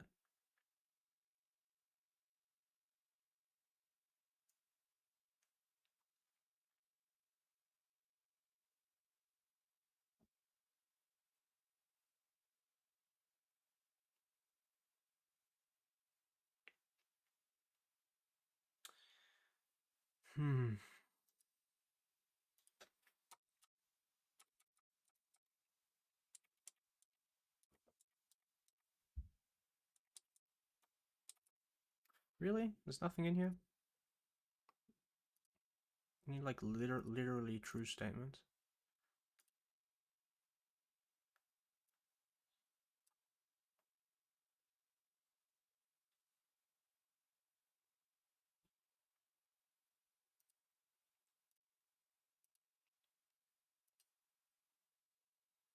Decidable quantifiers.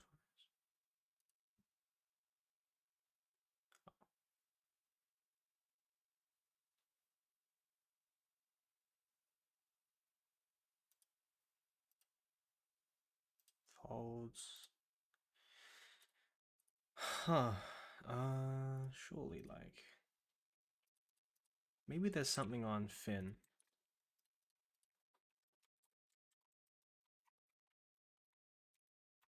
All right. Let's see. So maybe there's something on fin. So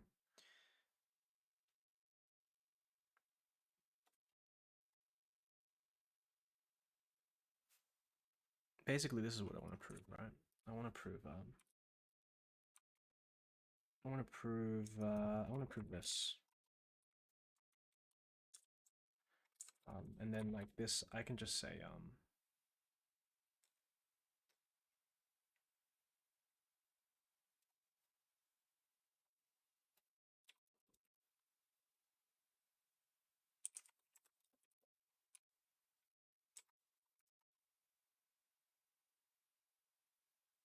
Simp h1 at h. Perfect. Okay, that's the answer. Okay, so I'm just proving this. I just need to prove this. So I'll just put that sorry here. Wait, what is this problem with this? H.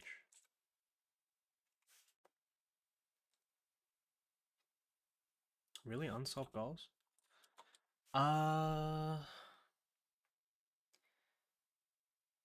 Int cast? He's a bit vac. Okay. Oh, of course. To int.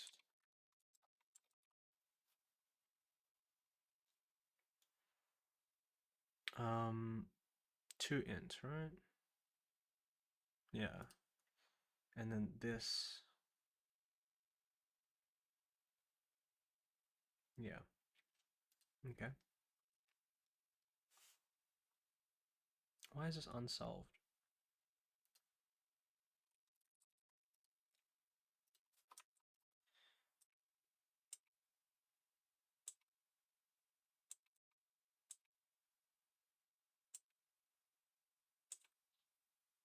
Mm-hmm.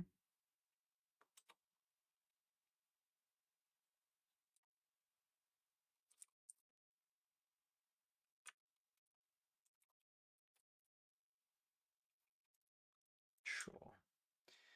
Okay, that's it, right? Right. Simp h1h. Simple.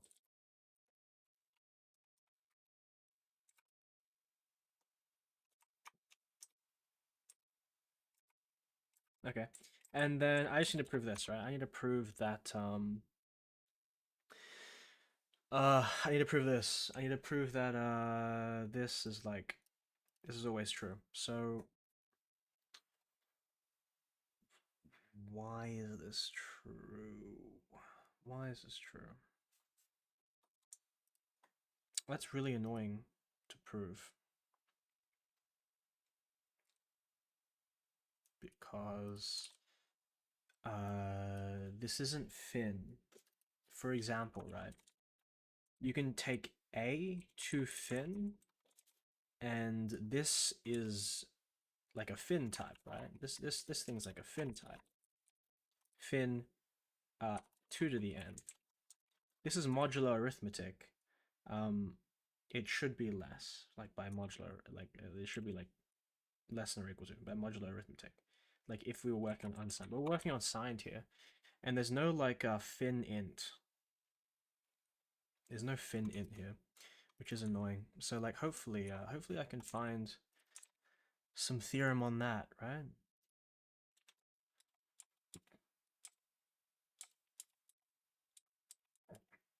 Maybe limits, right?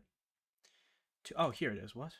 Okay. Well, I mean, this is just equality, so I guess that's not very useful.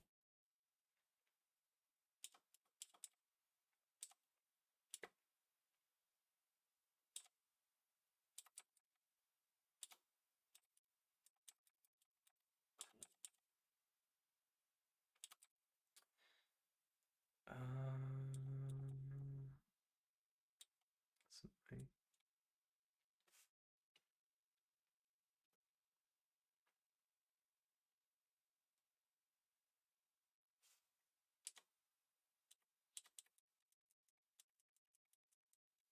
What about SLE? SLT.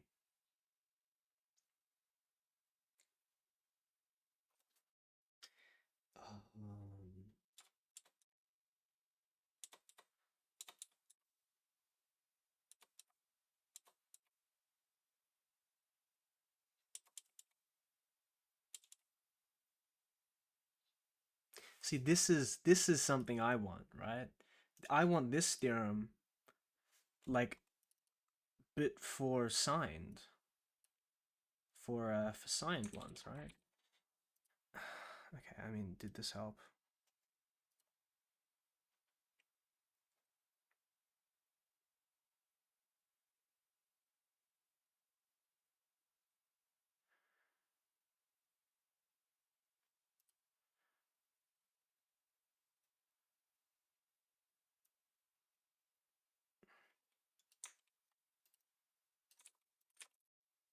I'm looking for 2 ints.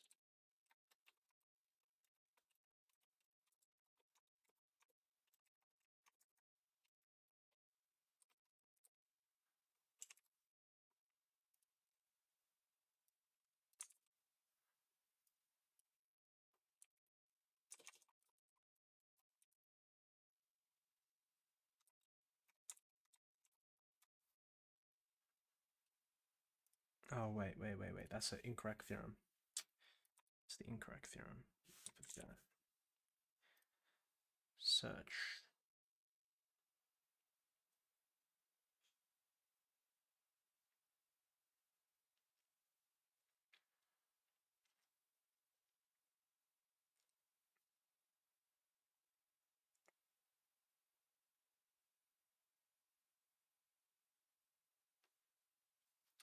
Too thin in cast.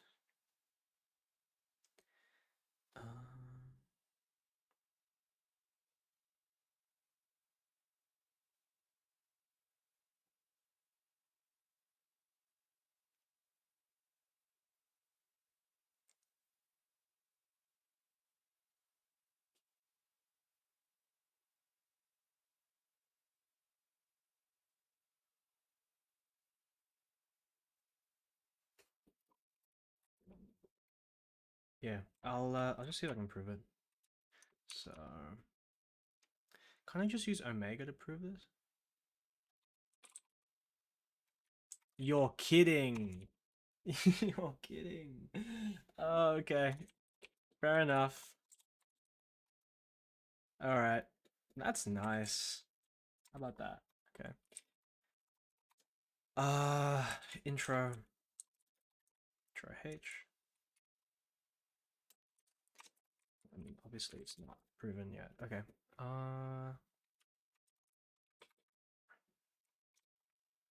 Is it like, can I do like an all goals?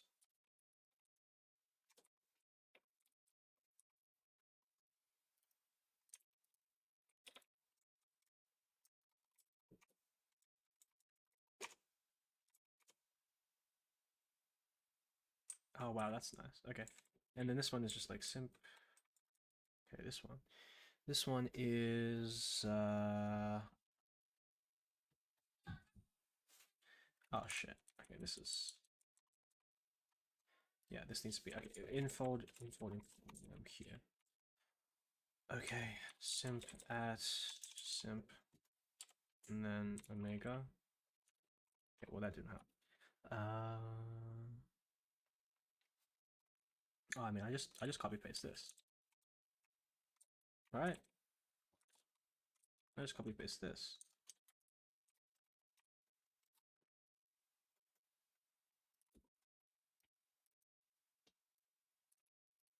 Okay, these proofs. Oh wait, hold on.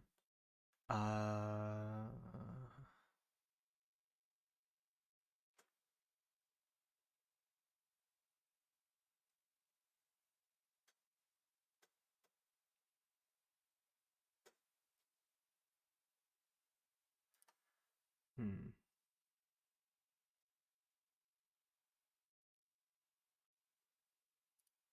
What's so different about this?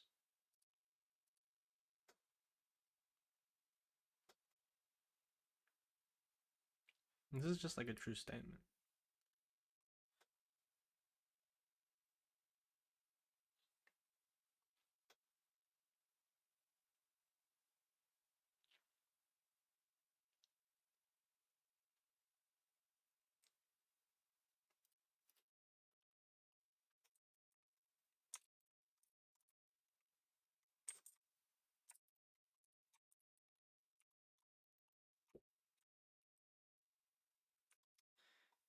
What?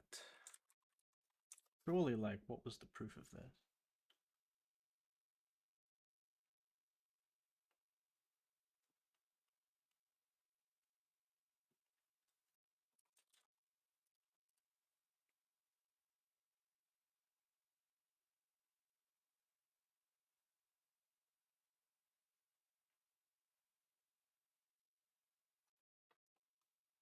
Oh wait.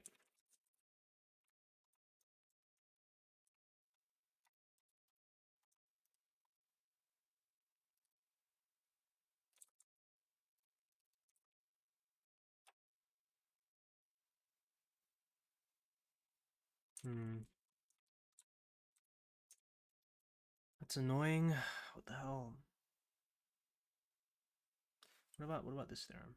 All right, what do I just prove this one? I'm gonna copy what they have here.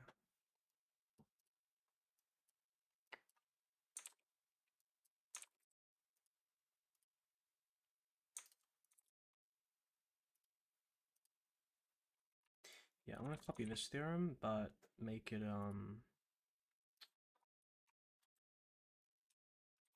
this thing, 2int.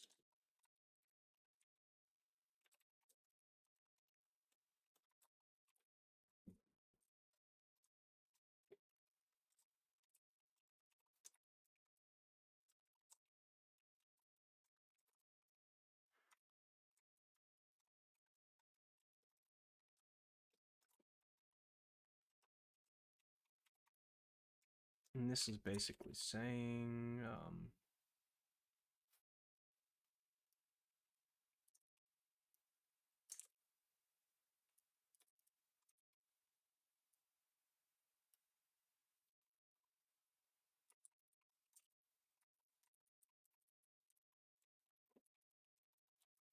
okay. So let's just prove this on our own, right? I guess like omega. Simp.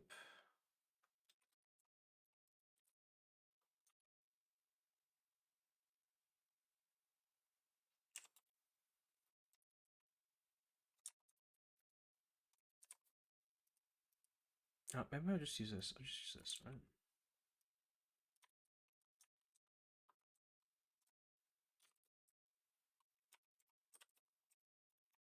Okay. How about 2int ranges, right?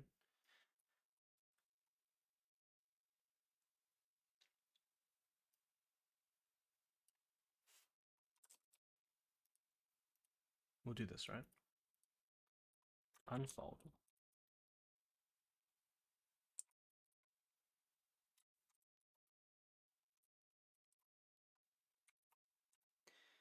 Right, cases. Perfect. And then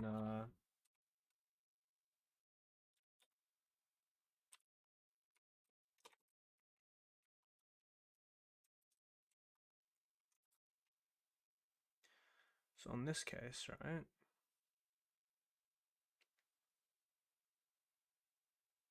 What is this?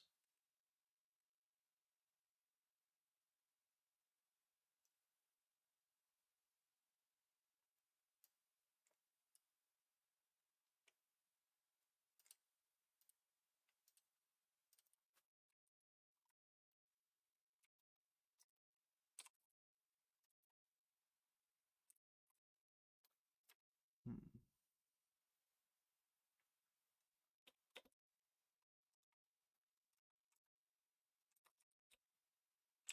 What's the split?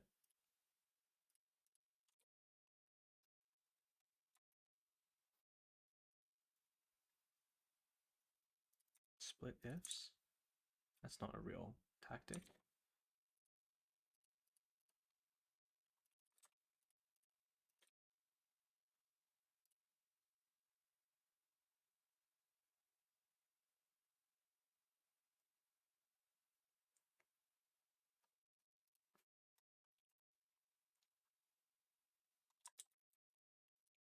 By cases. That's better, right?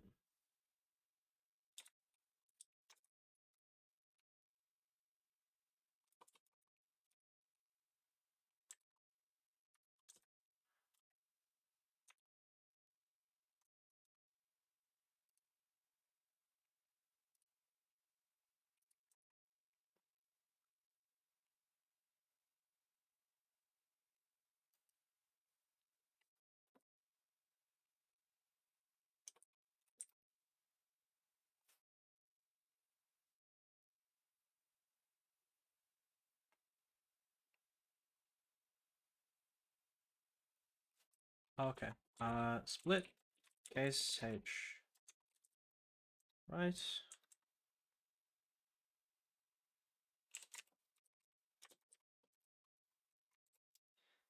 Damn it. How do I like how do I match on the hypothesis? So annoying. Right.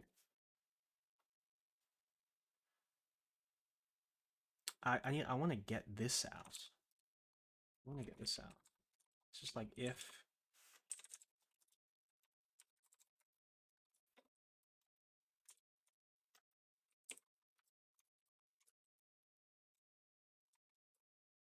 okay. This is annoying, but I mean,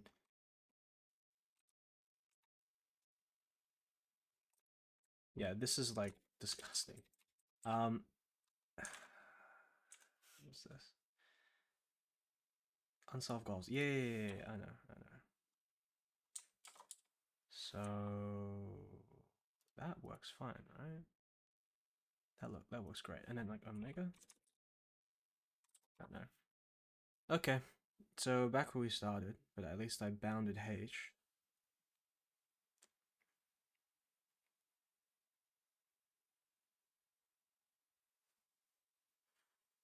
Hmm.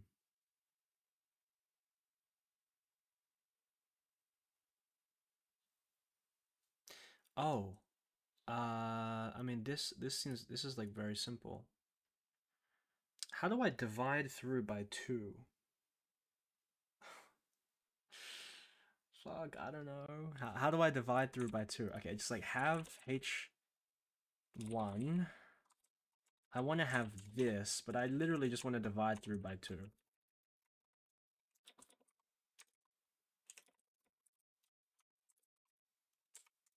That's not like useful.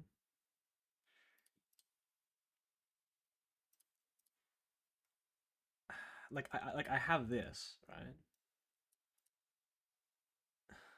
I want to divide through by 2.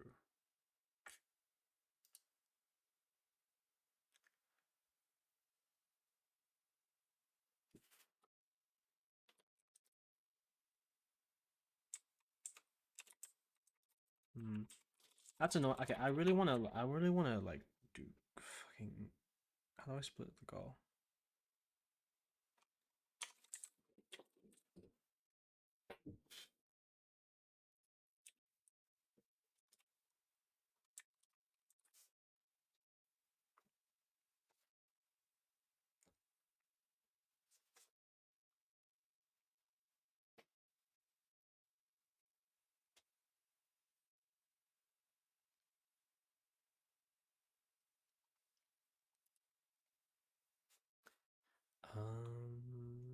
Split.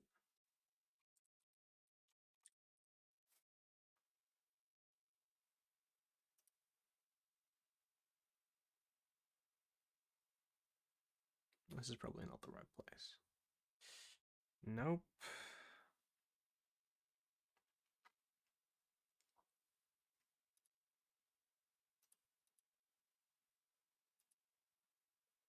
Where is it like? Is it like theorem proving in lean?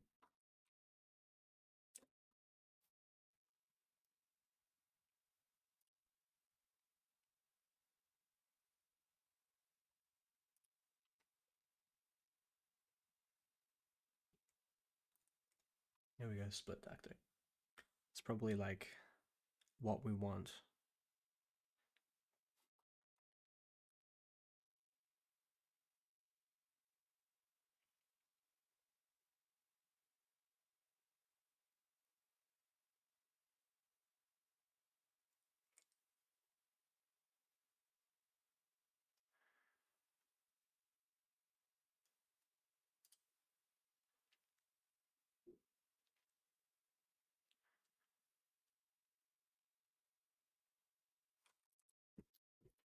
Oh well. Okay. Case is false.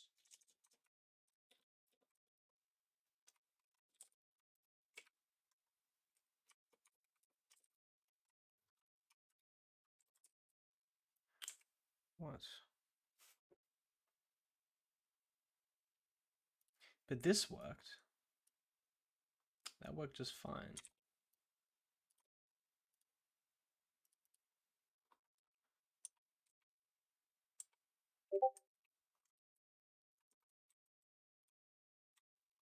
Hmm.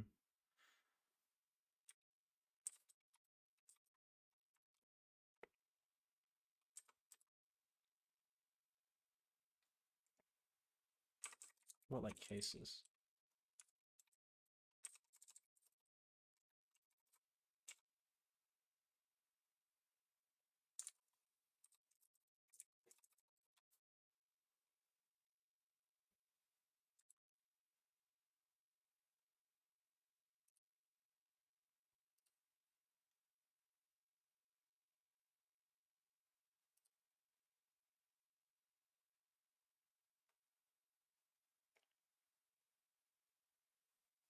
All right, I'm gonna ask like this. I'm gonna ask someone. I'm gonna ask on the Lean Discord server. Uh,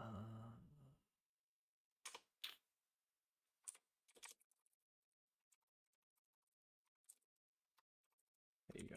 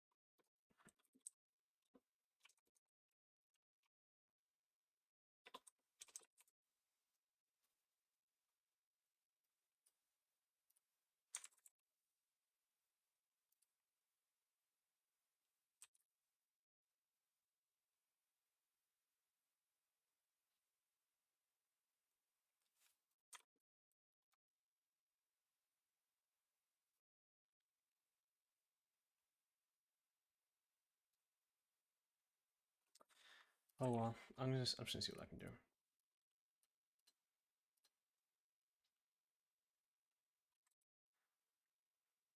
What might be better? I might mark this as a.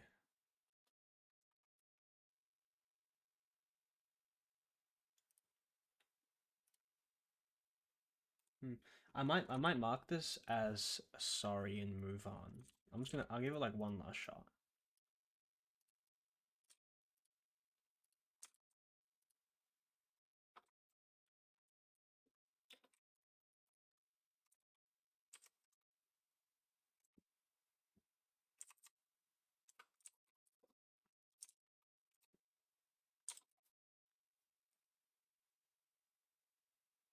Didn't do anything.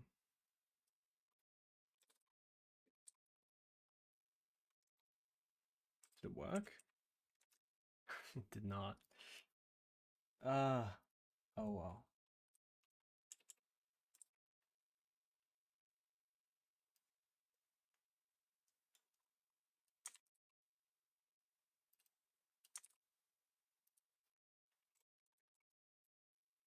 Oh, nice. Okay. I got an answer. I got an answer from someone. Great. Perfect. Nice. Okay, case.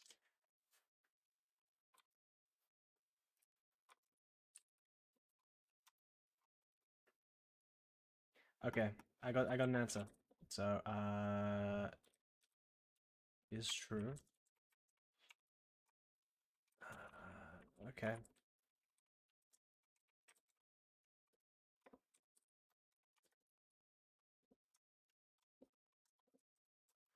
Okay, I'm gonna do my best to prove this thing.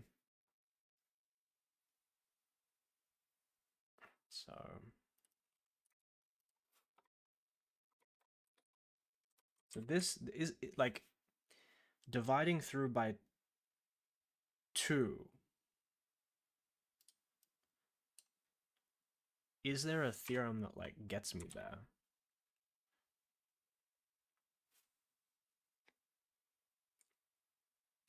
That's an int cast. Maybe that's just like not possible. Uh,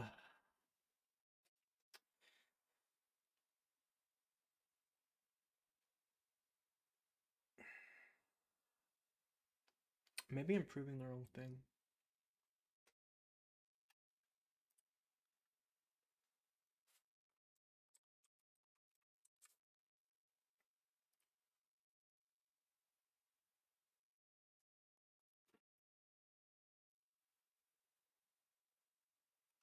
Because that's a natural number.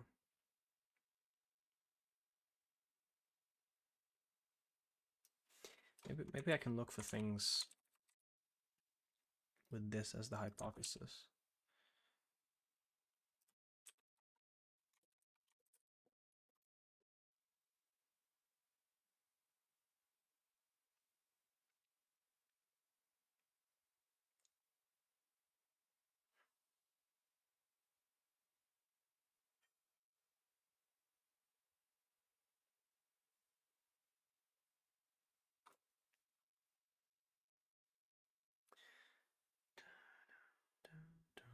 Oh, okay. What's this?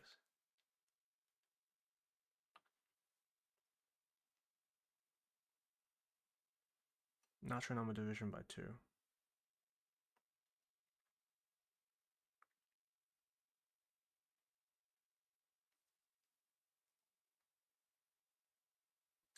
That's kind of what I want, right? But the thing is that this is a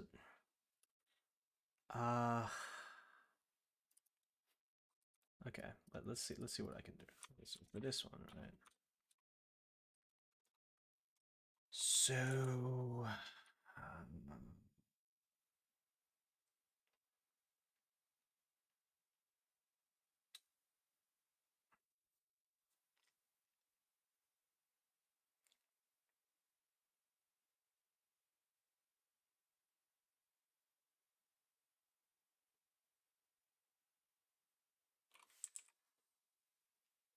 I can have this divided by 2 by congruence. Conger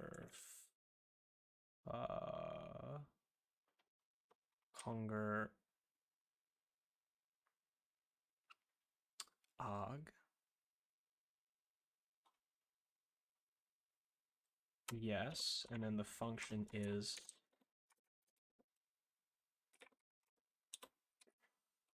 h. Please, please. Argument has type, respect of type. Oh, what? Oh, I can't do this for less than relation. Fuck, that's annoying.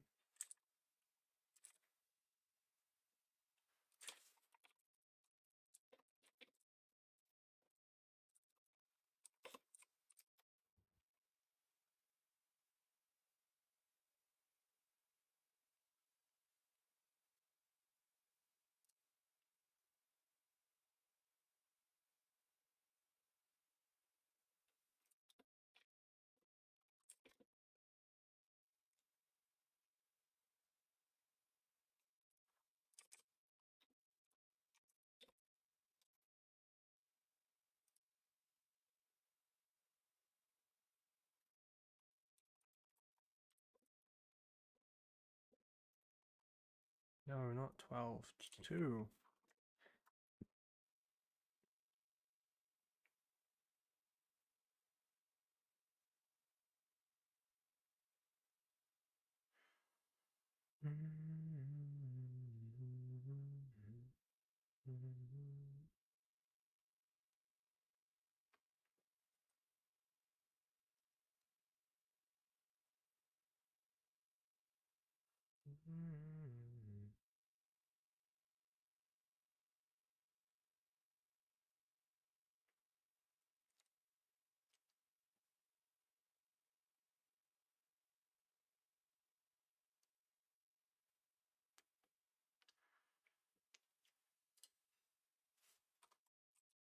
You know what? I'm gonna just mark this thing as sorry and just get on with my life. I'll work on this later. This might even be false. So here, um,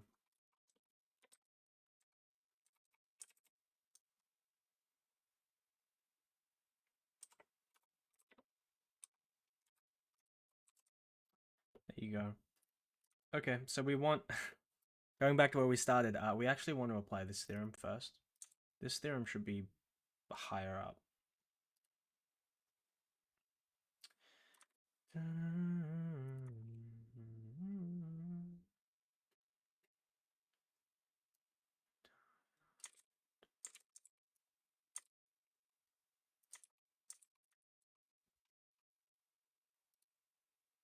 Okay, hopefully, oh, this one, right? Instead of this theorem, I can just do another simp. I can just do another simp on this one. This is just like 2 ints LE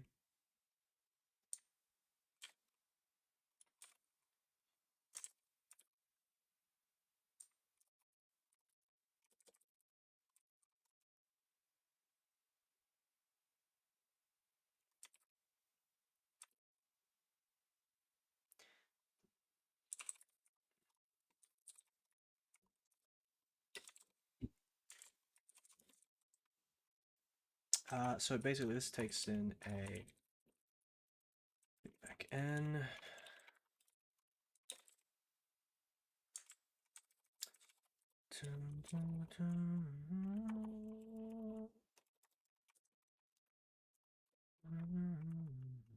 This one. And then, I don't know, like maybe like exact.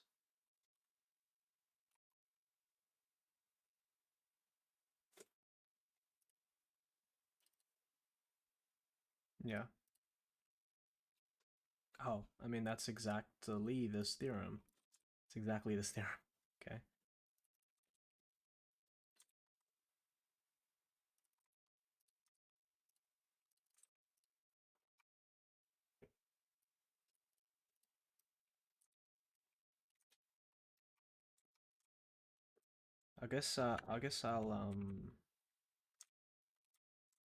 I'll put a sorry here, right? Let's put like a sorry here. All right, that works, right? Okay, so now we have this. Now we have this. Is it like a no? Not like simple. Okay. Uh, that's better. We get these. That's like much better hypotheses. So, is there a way to simplify this? So like if I do like simp in simp. Oof. Yeah. Okay, I kind of want to simplify down to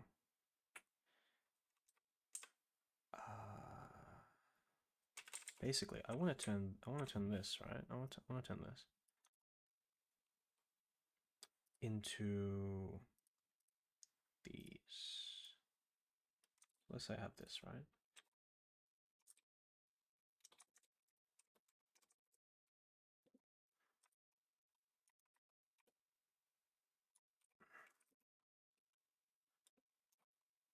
Literally, this is literally equivalent to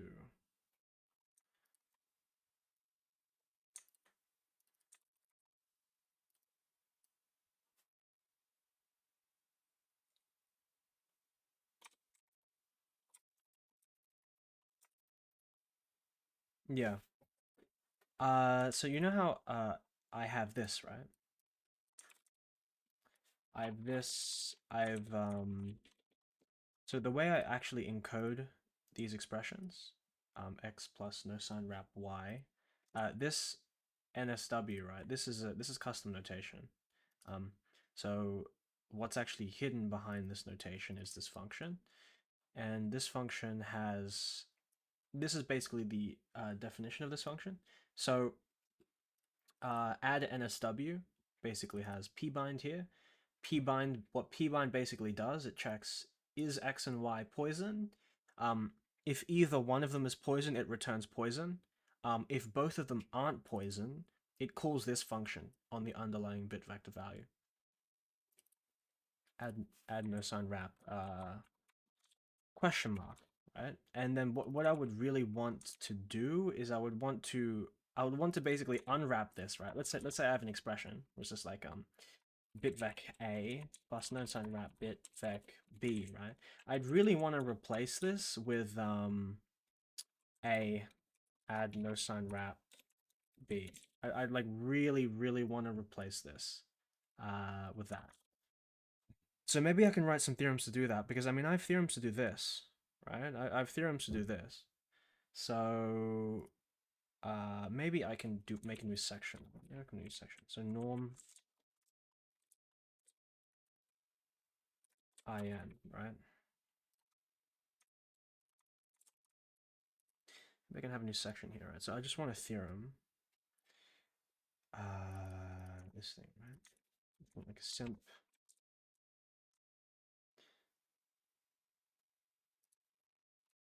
A, B, this is a bit back.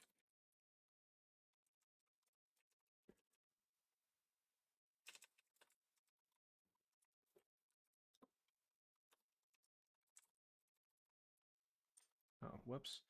Bitvec A, bitvec B is really just equal to this. Ah, RFL, right? Wait, how did that work?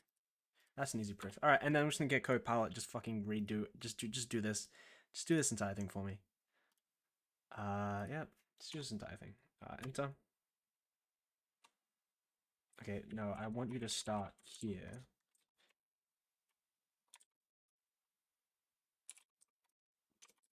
I want like add.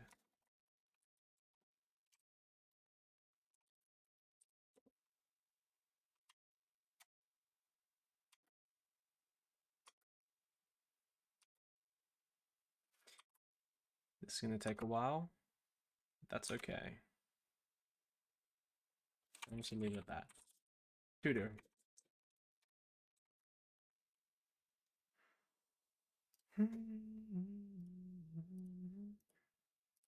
All right. You start file.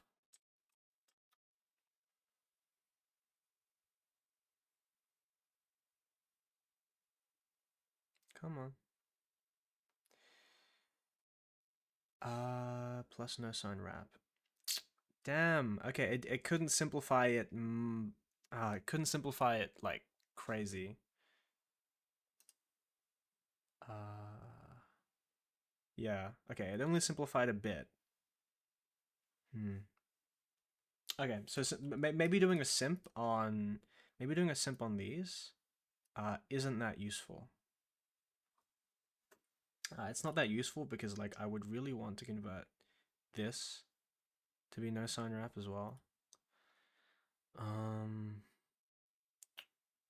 Yeah. Okay, I'll remove this for the moment.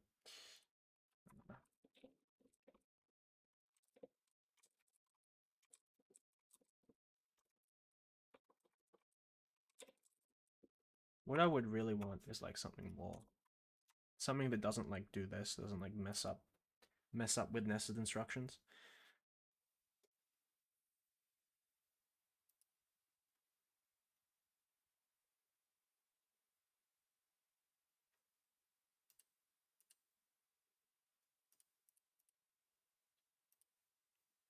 Okay.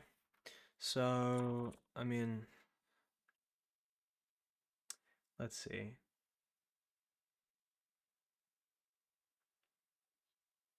I think to do this, I can't really break this down further. I'd have to make a separate theorem like this, right? I can't really break this down much further. So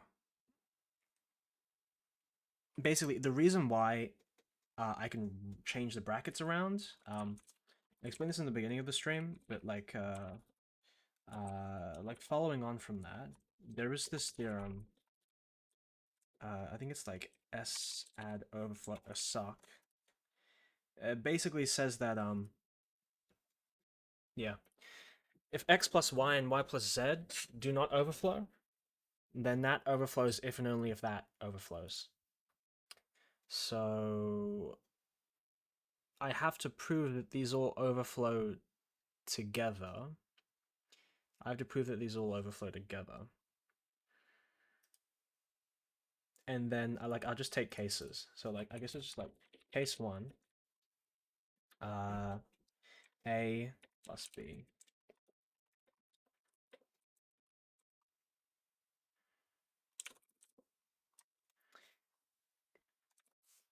If and only if C. Case two, none of them overflow. Apply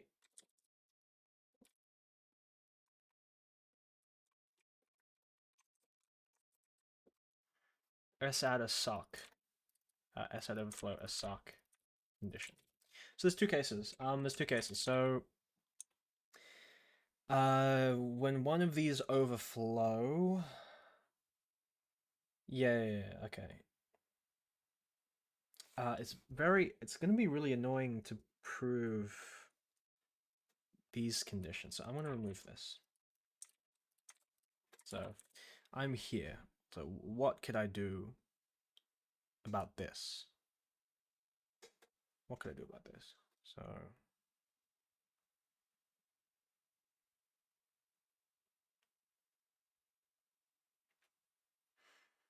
I'm gonna like copy out this proof state. Is there a way to like turn this into a theorem?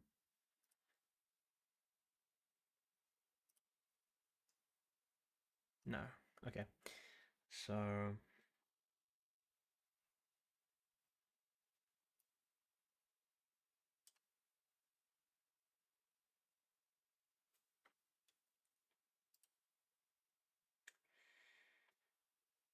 in case two, right? What do we need to apply this theorem? What we need, right, is we need that this and this don't overflow. To apply this condition. So yeah, so we need A plus B.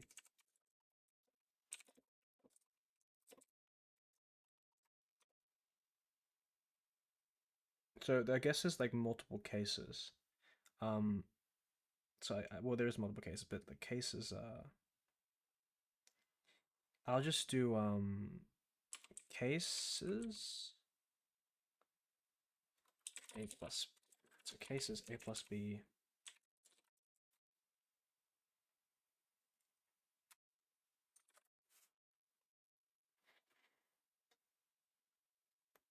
Major premise type is non-inductive type. Oh, shit.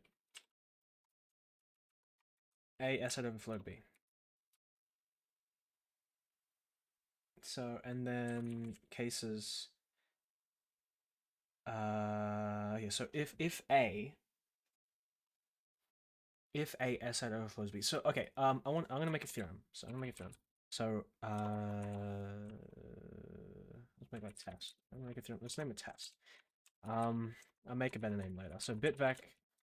If I have two bitvecs, A and B, and I have the hypothesis that A S add overflow B,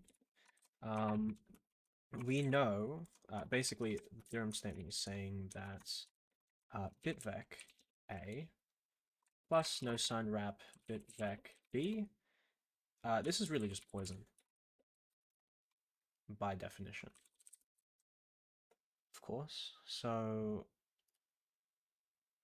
yeah, it's definitely just poison by definition. So let's just like simp. This is just true. And H as well. Yeah, this is just true by definition. I mean, why? because in the definition of this, right, well, we have x and y aren't poison, of course, so pbind will forward the bitvec representation into this. And then what is this, right?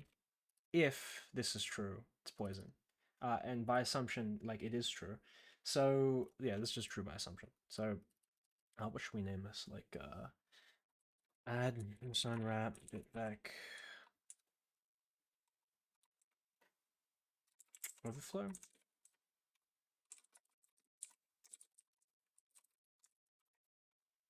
Yeah, and then like a simp. So, yeah. Yeah. So here, cases where this is true.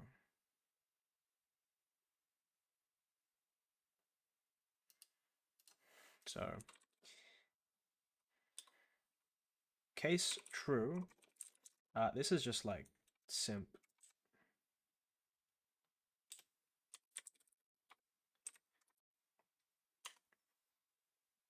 Wait, that's not very useful. Why is this not working? Cases overflow B H. How does cases work?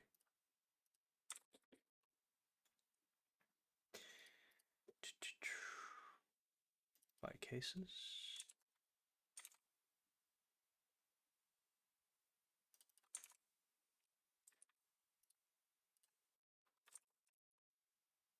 By cases. Oh, great. Okay, what? All right. And then how do I assign a prop? Okay, this is H. This is like. Okay, good. Okay, so this is case positive. Ooh. Ah.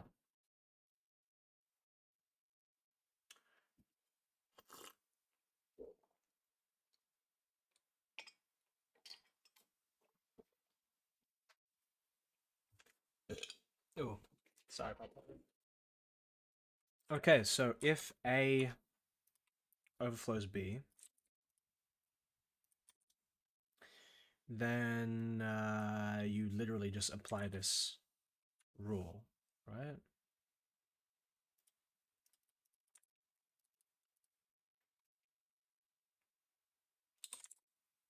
Can you apply this rule? Like, let's like rewrite.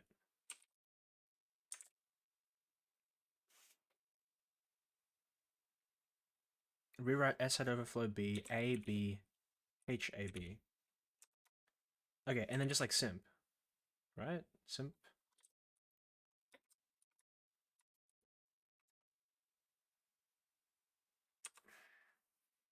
And simp IM.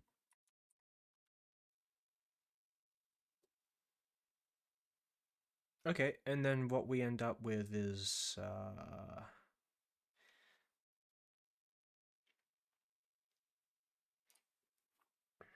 to prove this goal. Okay, we'll handle to prove this goal, we need to show that B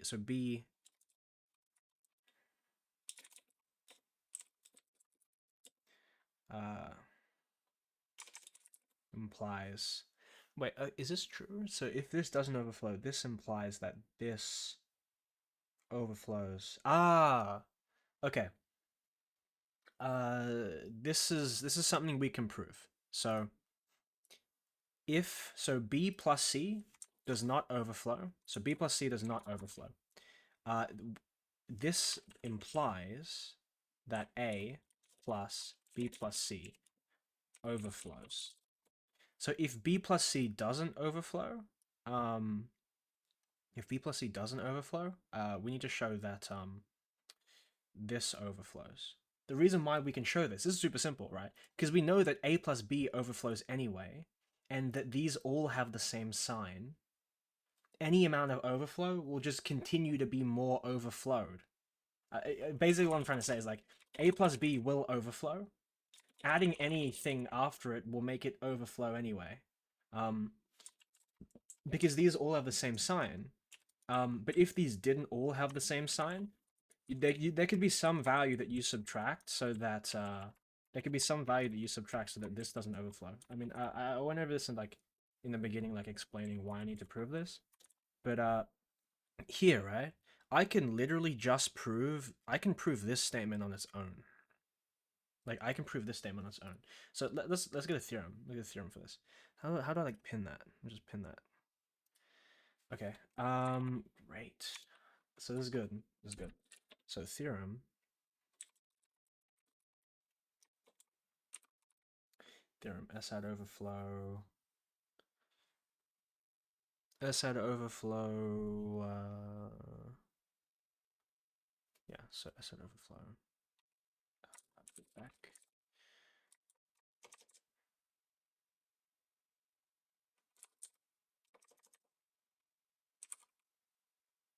S overflow. Some.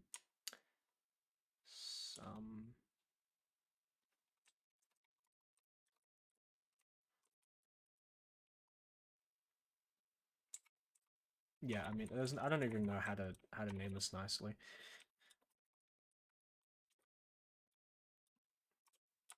So the hypothesis, what's the hypothesis? So we want to show that well, we have that uh a yeah, a to int, yeah, so we want all of these. We want all of these hypotheses. We want like all of these.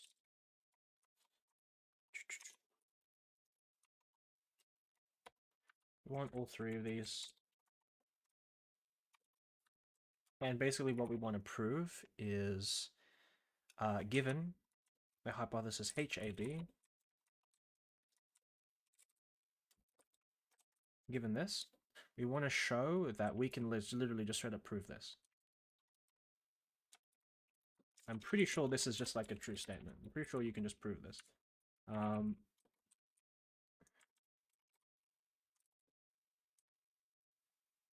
So, C is a thing as well. Okay. So, yeah, so okay. So, oh, okay. So when we add B plus C, this is wrapping. I don't think this isn't a true statement. But with the implication, it is true. So HBC is false. Okay, so with this implication, like this is like a straight up like just straight up like true statement. Like this makes sense, right? What is this basically trying to say? If we know that, so for example here, right, HBC, this does not overflow.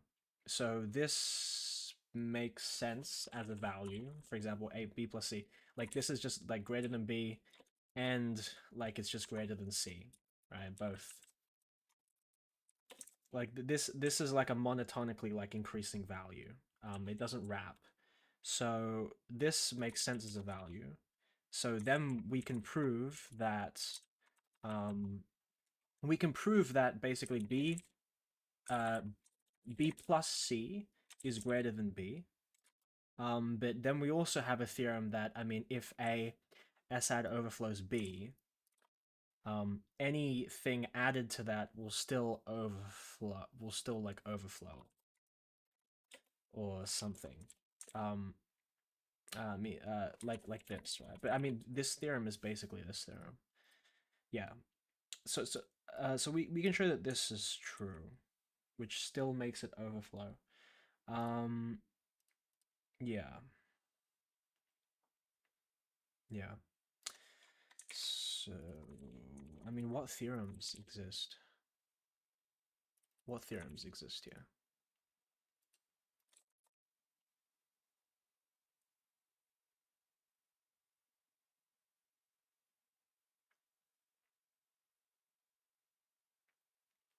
Hmm.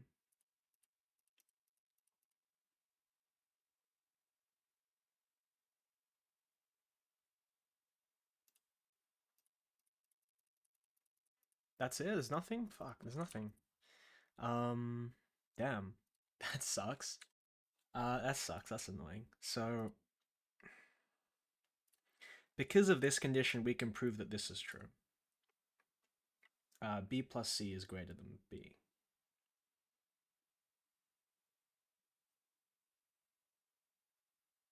Two ints. Yeah, two int. Like this is true. So we know that this is true. C could be 0. So this is this. So we know that that's true. But like, how does it help? How does that help? I think it probably does help a lot. But we'll just give it a try. Right? Have H B plus C.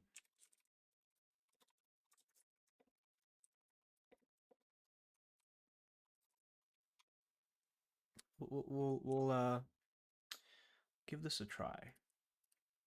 Right? We'll unpin that because that's just annoying. Okay, we'll give this a try. So, let's see.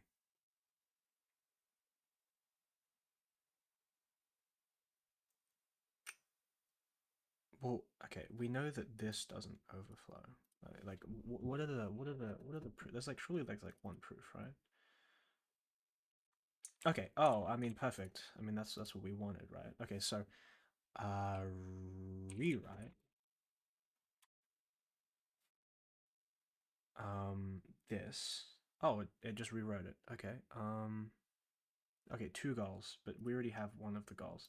So this thing we want to rewrite with H. And what is H? HBC. Right? Oh, come on. It's like definitionally equal. There you go. There you go. Yep. Yep. Okay, and then we have this. And then this is just true, right? This is just literally true. Easy win. Okay. So we have that. So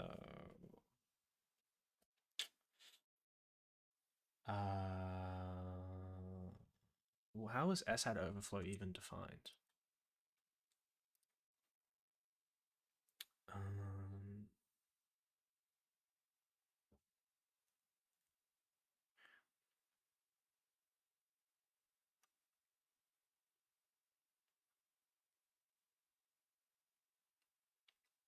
Um, well, we know that these are greater than 0, so this is just like trivially true.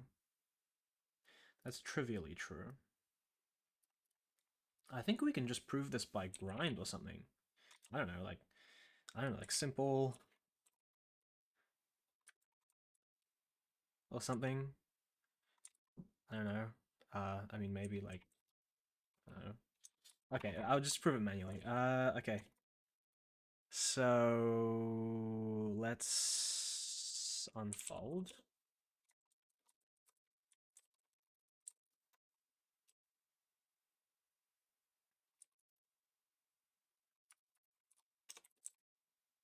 Okay. So we know that where's like left? Oh, great. Okay, left. Is that like this is like the first case, right? Or like constructor. How do I get an or?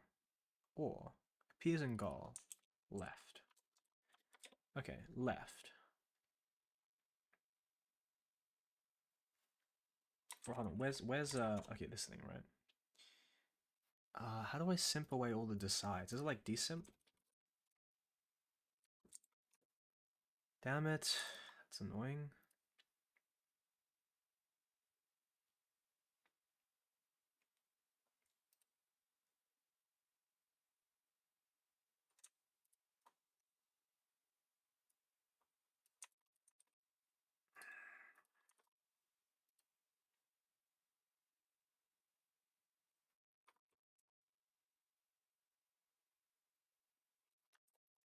I'll simply this.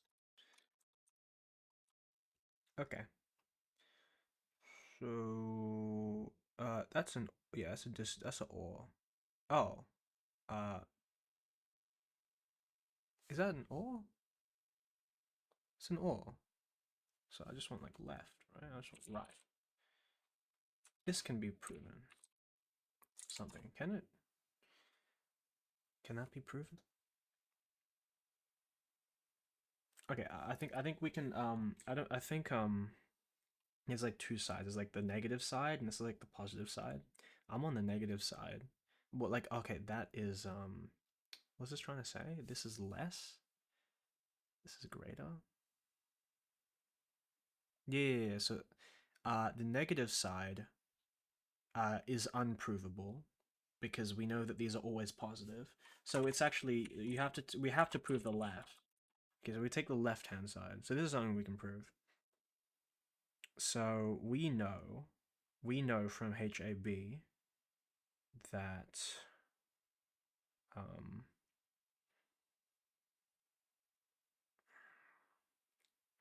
maybe there's like a theorem to make this nicer because I really really hate that they're doing this like bullshit.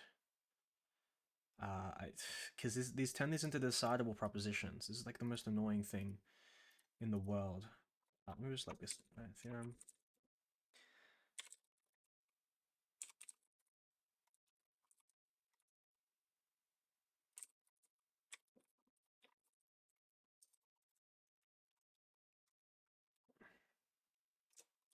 And this is basically saying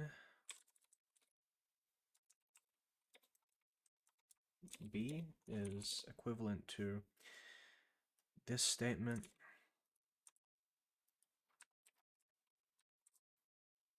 or this statement. Oops. By I've never used decent before. Does that work?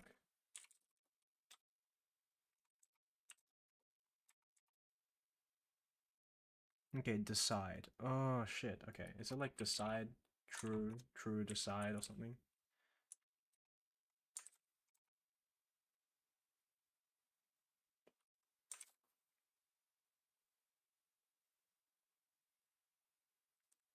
Is there like a or? Is there like a decide true? Uh,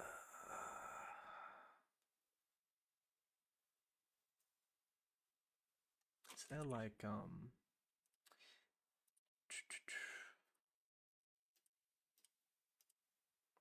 where am I even looking here? Is there? I want a decide P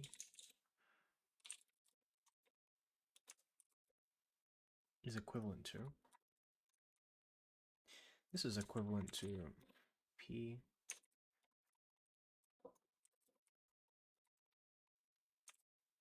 Does this theorem exist?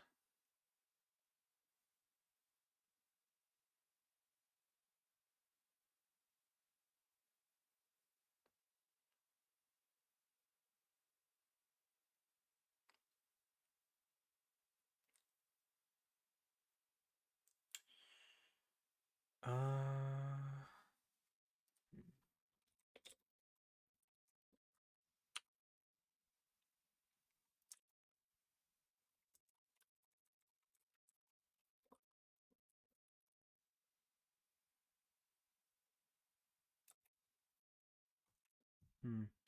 I'm gonna go to the bathroom.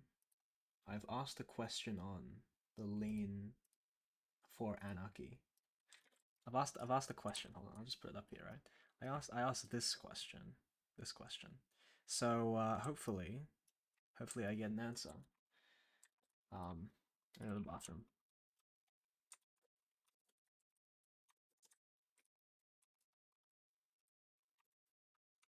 Right.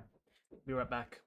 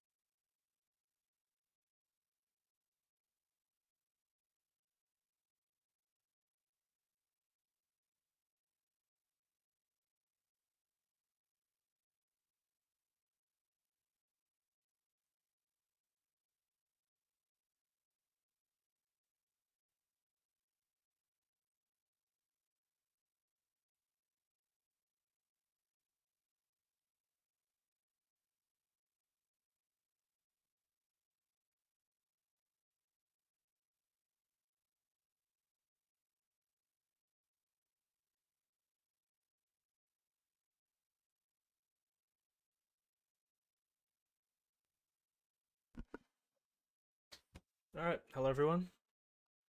I'm back. Okay. I mean, I'm getting very close, which is very good. So I really need a theorem that looks... I need a theorem that looks like this. So I'm just gonna like make that real quick. So... Yeah. Oh wait, hold on.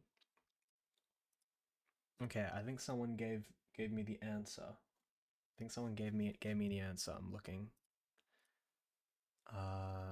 What's it called? It's just called like all decide or.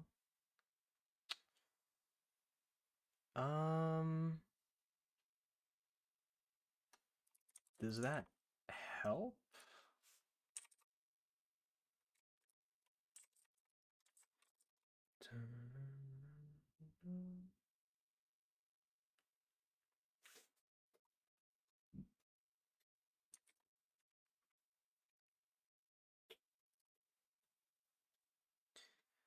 Hmm.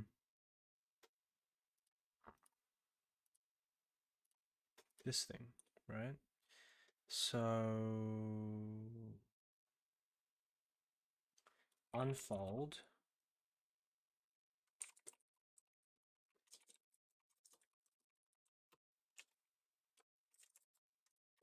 Unfolding this, and I want to rewrite bool decide or the reverse direction. That works, right? Deciding this equal true, and then rewrite bool decide equal true.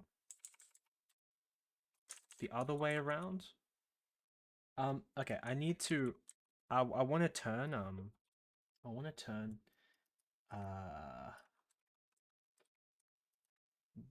Decide p equals true to literally just p.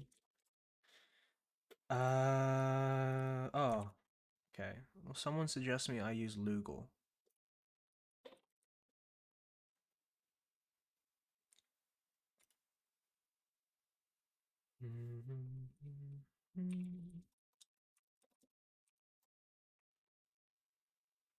Oh, perfect. Okay.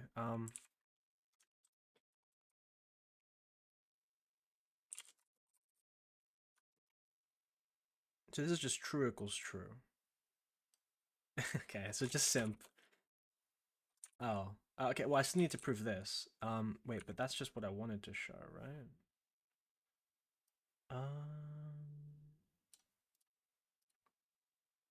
Oh, that's two goals.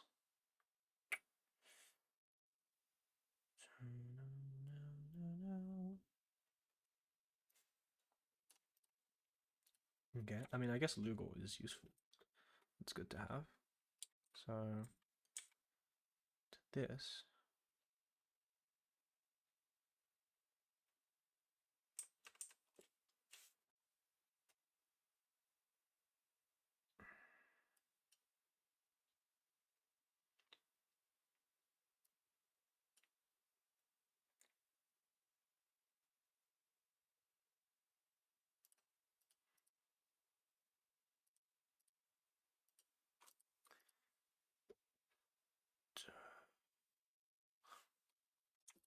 Does it go too far? Am I doing the wrong thing?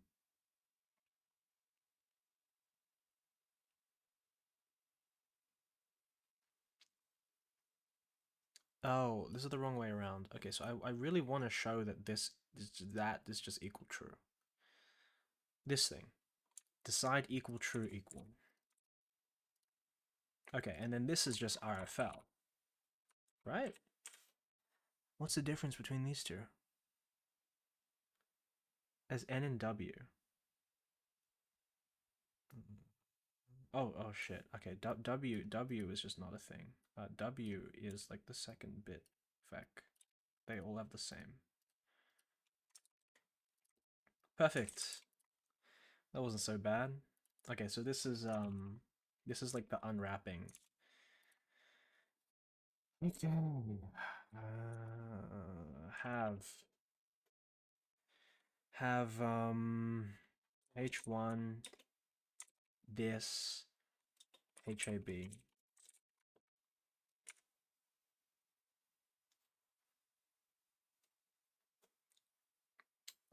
Okay, rewrite at no, sorry,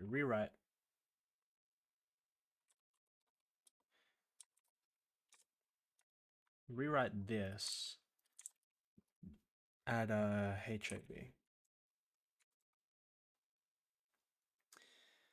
So, and then we want the left. So we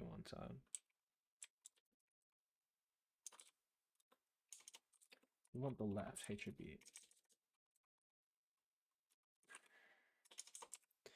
Dot inner. How do you get the left? How do you get the left and right?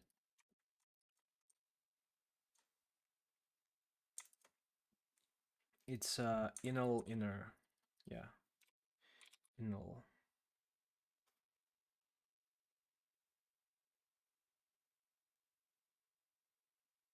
Oh wait, hold on. Okay. Whoops. You can't do that. You can't do that. You can only do that with an and. So this thing. Yeah, so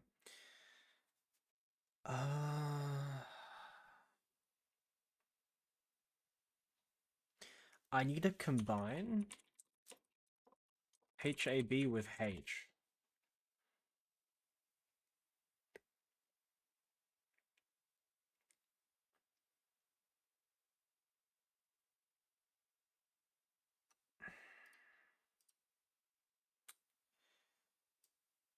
Cause this is literally by definition. Okay, okay, so I want to do this. I want to rewrite this. Okay. So now I have the left. So I want to show this. I want to show this. So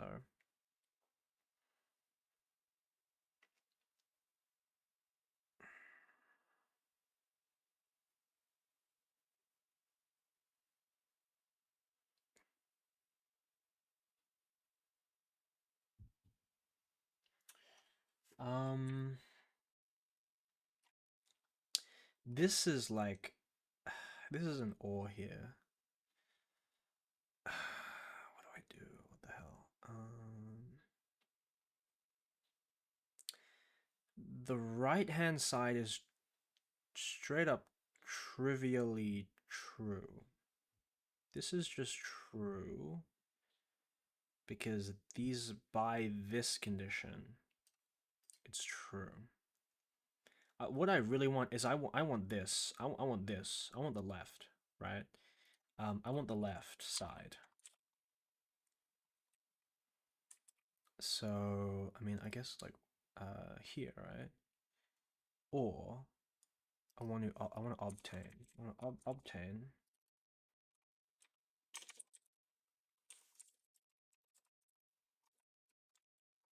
should be L, it could be L R.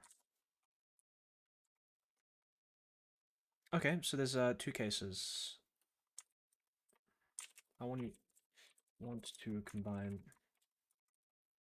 So there's two cases. Case this one, right? This one. Like if you see this, like this is just so trivially true. This is like you literally combine H and HABL and like that's it. That's like proven because you know that this is greater than that, right? This just follows from that. Like if you add B plus C, that's still greater. So like this, that's true. What about this one? I don't know if you can prove the right-hand side. Okay, the left-hand side at least, right? The left-hand side, this is just omega, right? Okay, like, this is like, we like combine them. Okay, and then what's left is, you know. Nice. Okay, Alan, this is nice. So, okay. What we're doing here is, I mean, how do you even show this? Can you even like just omega this? Oh wow, you can. Okay, well, the thing is like, why is that true? So why? Why is this true?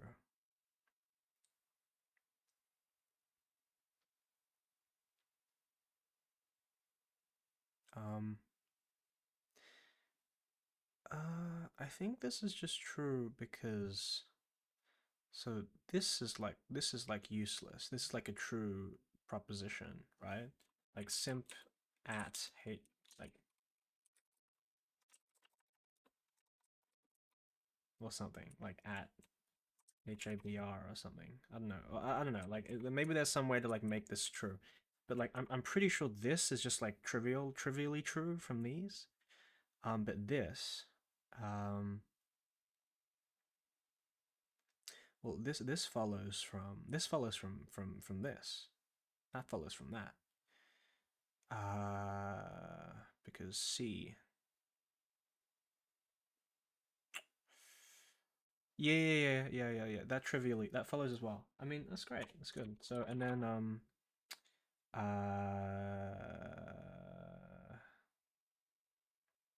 what's this like tactic combinator omega? Yay! All right, that's not so bad. That's not so bad. That's good. This is good. This is good theorem. That's not so bad.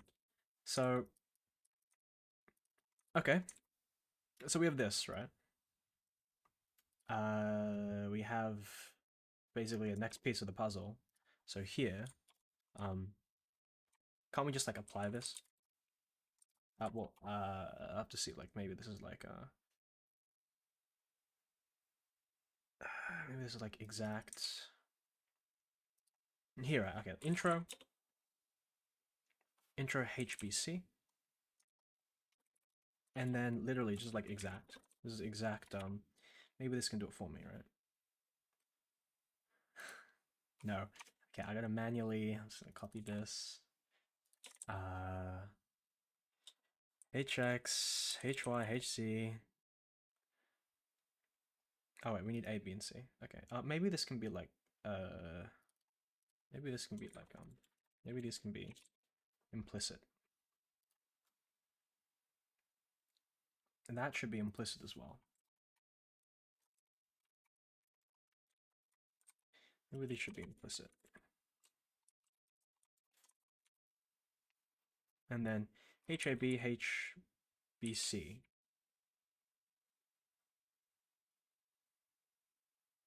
Right?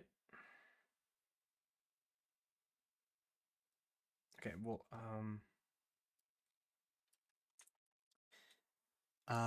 let's use Lugal. This is useful. So equals basically what like this equals false is expected to be equal to that. I mean, um, hopefully I can find a theorem for this. Yeah, I could probably find a theorem for that. All right, so I really want that equals false. If and only if that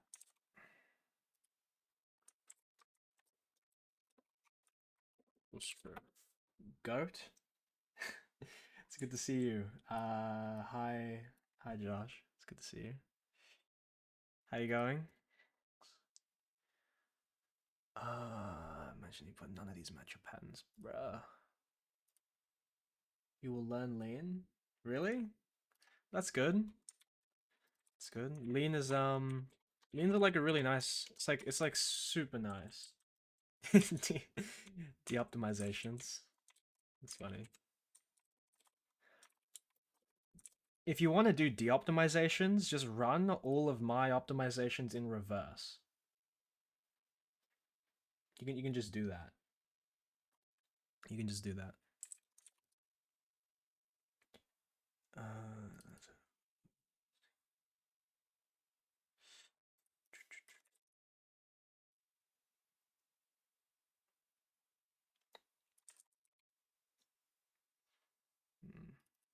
I'm very proud of this theorem. It's a good theorem. Implies some.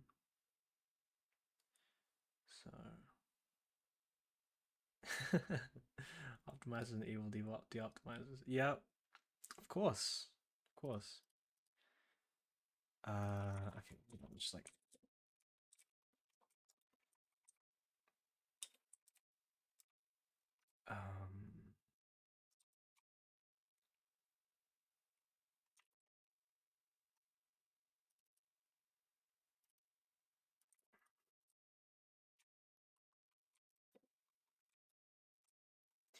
dsynth at HBC.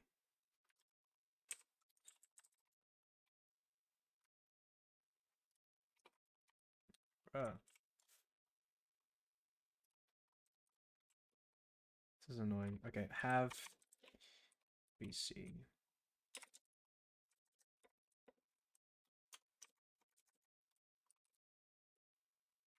Thank you. What? Have you ever played Anna Dream Barbecue? That was that's what I wanted to do this holidays. That's what I wanted to do this holidays. I used to watch I used to like be like really into I used to be like really into the what's it called?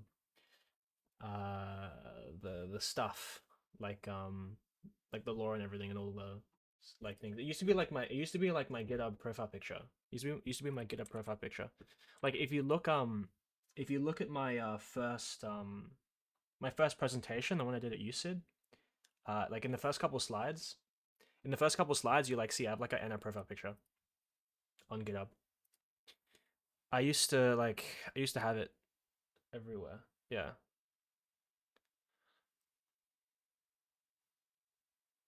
Yeah.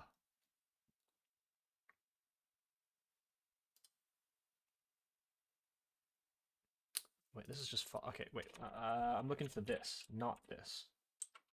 Okay, why? Don't know how to synthesize implicit argument Z. Why? Why? Don't I have this?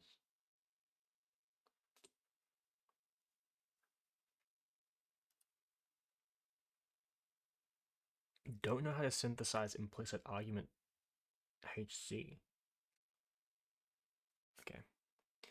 I'll just make these all forced.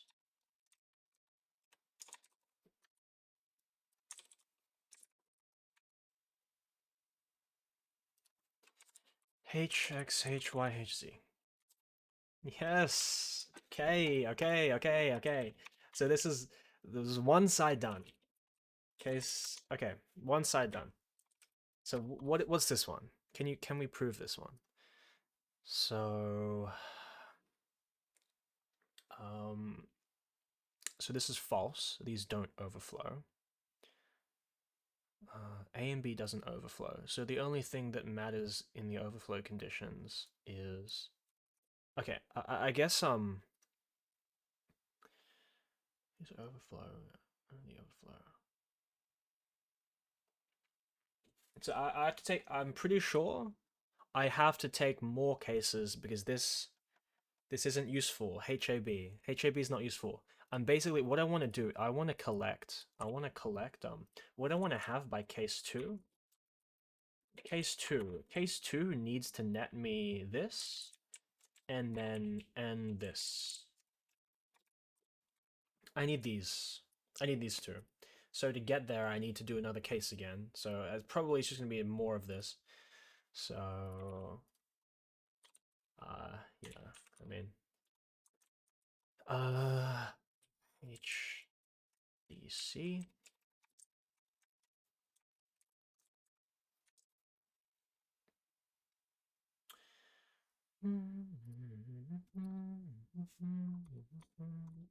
Okay.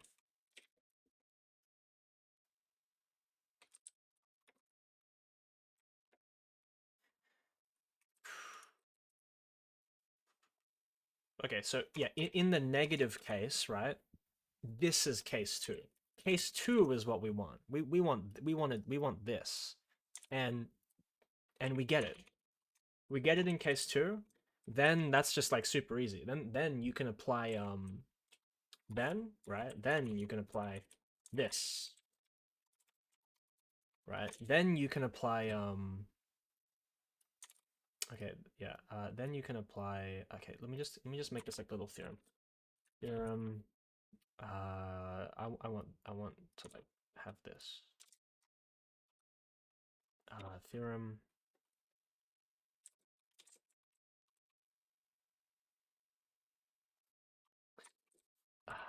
What's the theorem where it was just like this, right? Like that.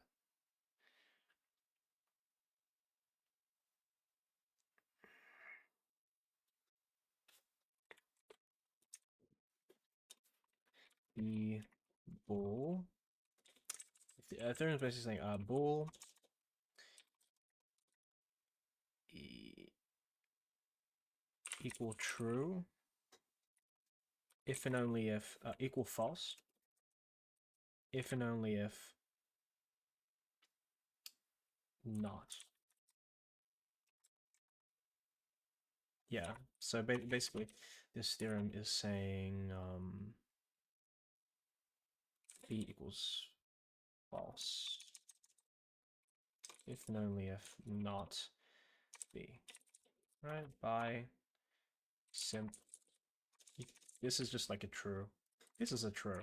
This is a true statement. So, and then I can just like just replace this with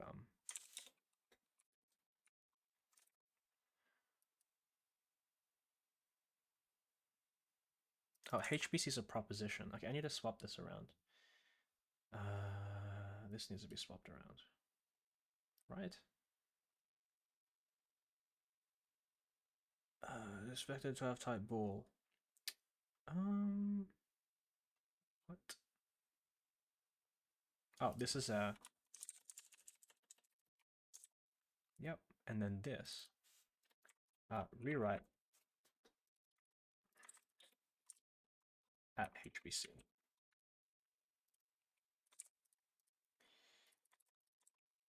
Great. Perfect. So in here, right?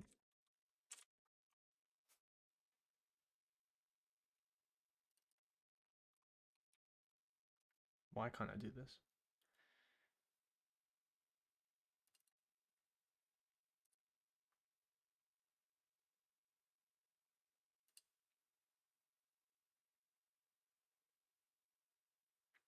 Oh, okay. Well, these are definitionally equal. Okay, so what I want to do is, in this case, right? In this case, this is case 2. This is like the case that I want to get up to. This is like the meat of this theorem. So case 2, I have these. Right? I have these. Then I can literally just apply this lemma. Bitvec s add a sock. S add overflow a sock. A sock. HAB HBC.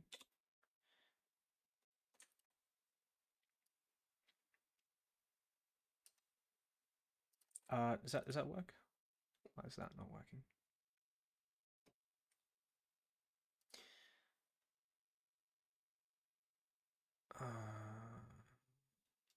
Okay. We want to basically have a sock. Okay, yeah. So this is where we should end up. But until we get here, simp.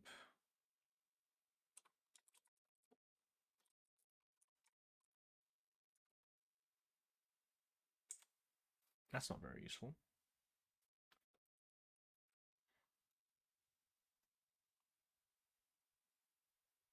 How do I use HAB HBC? Okay. I need to add a okay. I need to not use like simp in because it's like breaking stuff. This is not just breaking stuff.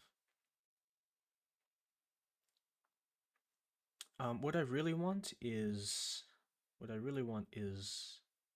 theorem like this. So add no sign wrap. So basically, this is saying if you have no sign wrap, bitvec.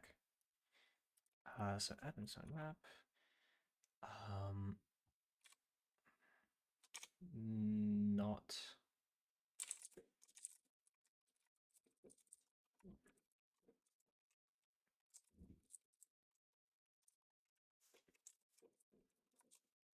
This is basically saying if and only if equals add. So AB, you'll see very soon what this is about. So if we have that this isn't true, what is this really equivalent to? This is equivalent to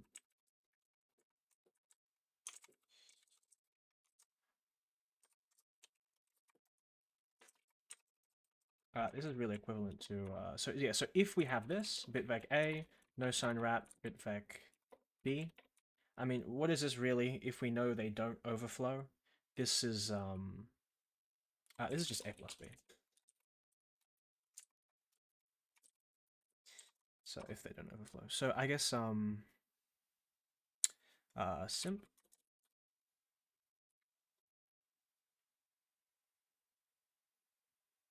Oh yeah, this is equal to this thing. Bitvec that. Yeah. So simp, and then yeah, simp using the hypothesis, like they see like this, right? This is just like true. That's it. Okay. So let's just spam this theorem over and over again. Like, I don't know, is it like a rewrite this thing? So this should be implicit.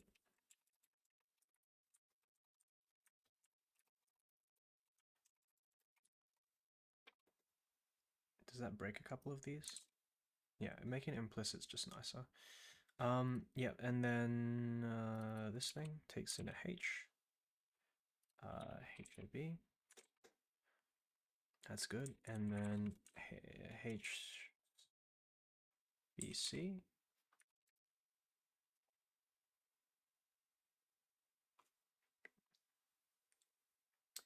And then so we end up here. So and then we want this, right?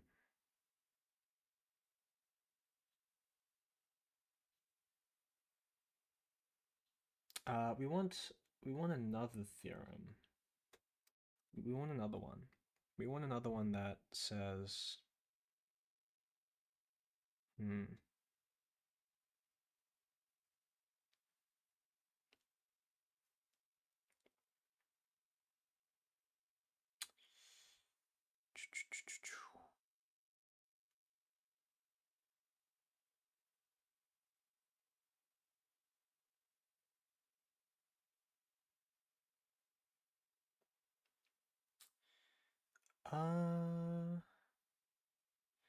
can we apply this? Can we apply this thing? Let's see. This is bitvec. Oh, and then we can just apply this again. Right? This becomes a new goal. Okay, and then we apply this again. Okay.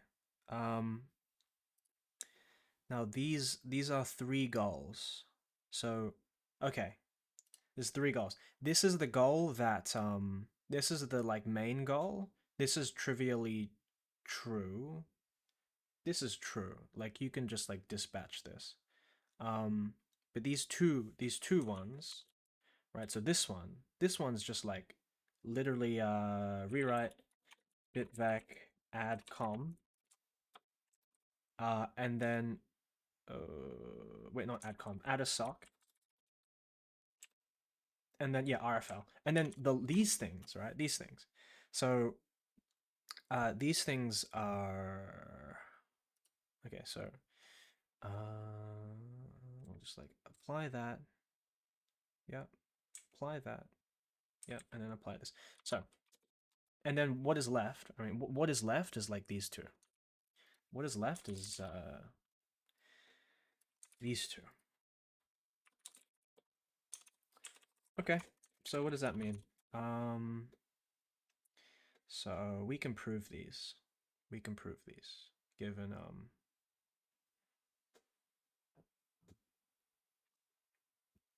we can apply these, can't we?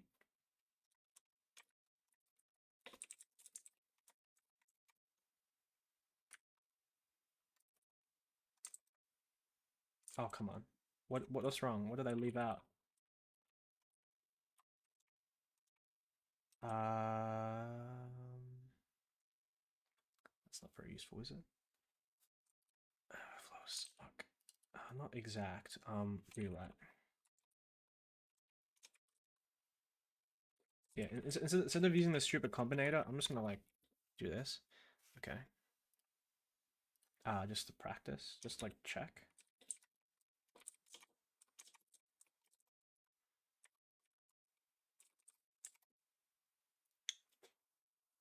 Come on.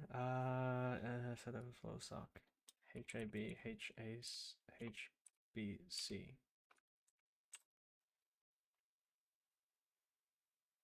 Did not find an instance of that in the target expression. Oh wait, okay. Is it like to go the other way around?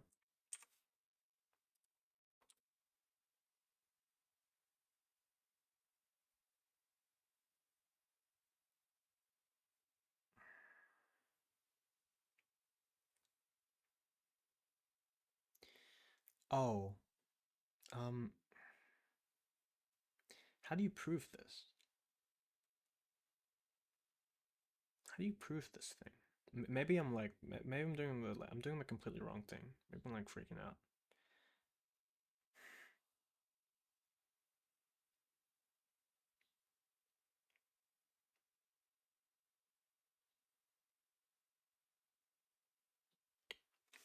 Maybe this is unprovable. I think this is unprovable. Is it? Like, A and B don't overflow, B and C don't overflow. But adding them all together could overflow. That's just I think that's unprovable. I think you can't. I don't think there's anything you can do. I, um. Uh,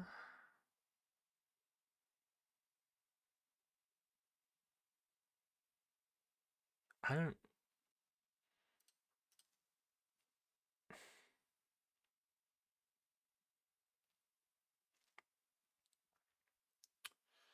I think I think going down this road, applying these is unprovable.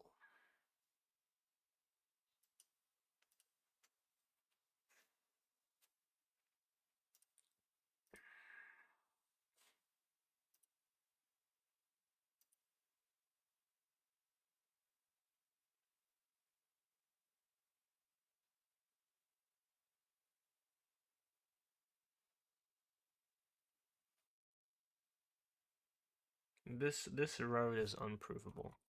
This road's like unprovable. I mean, what other hypotheses do we have?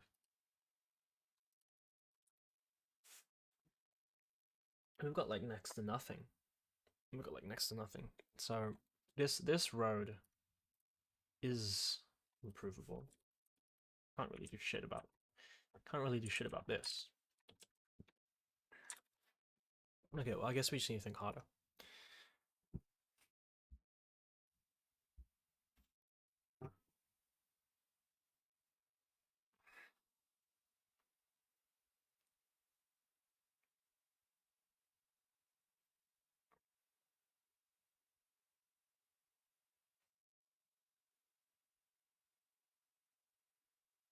We know that this doesn't overflow. This is a value that we can care about. This is like a value. like what we know is like what we can deduce is like from HAB we know that A plus B is greater than A or B itself, right? There's B plus C overflows. Okay. Uh, this causes undefined behavior.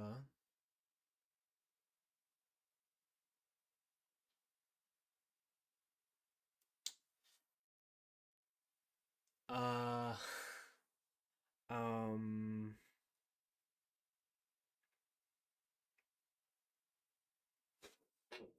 hold on. We'll go back. We'll go back to here. Right, we'll go back to here.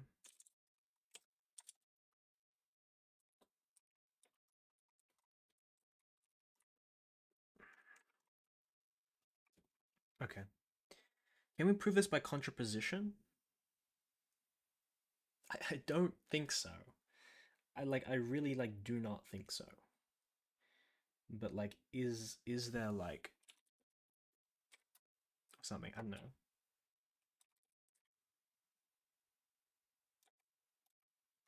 How do you do like contrapose? Push like contrapose contrapositive.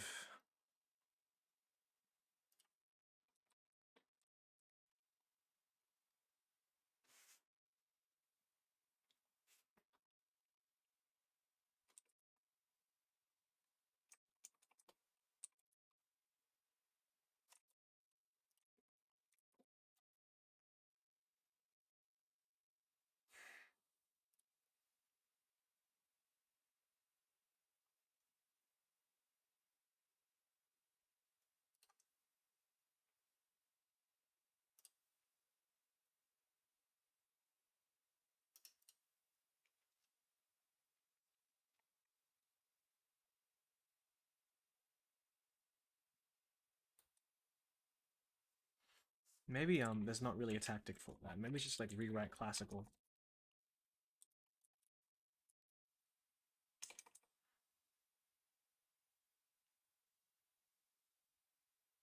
Neg imp if. Where's like the contraposition shit?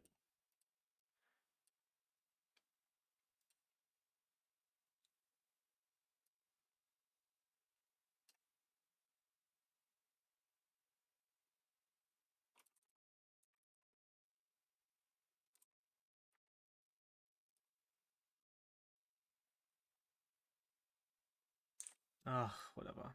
Fuck. Let me just think. Just think.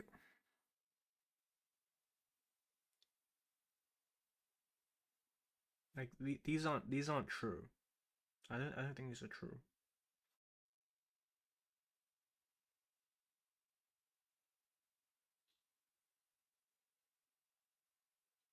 Like because of this condition, we end up with here. This value is bigger than C. We know that B plus C don't overflow. But if we add B plus a value bigger than C, it could overflow. Like if I just do like, I don't know, B the omega or something. I don't know. Like these aren't true. So I think the goal is to just try and work with like poison here. So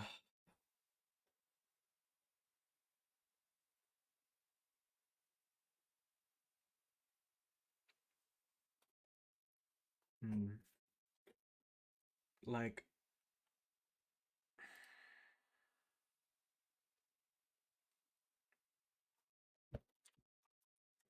what are they asking here? What are they asking for this, right? This is this is basically this. This is basically I need to redo this. So that's okay.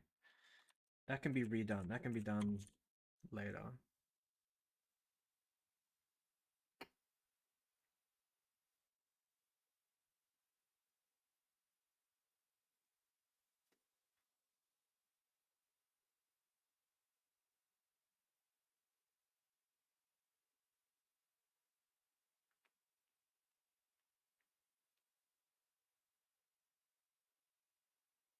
We know that A plus B doesn't overflow. We could take it by cases. Or, I mean, let's just like what does this give us? Right? Oh, I know I wrote check in here. I shouldn't have. That overflows if and only if that overflows. Hmm.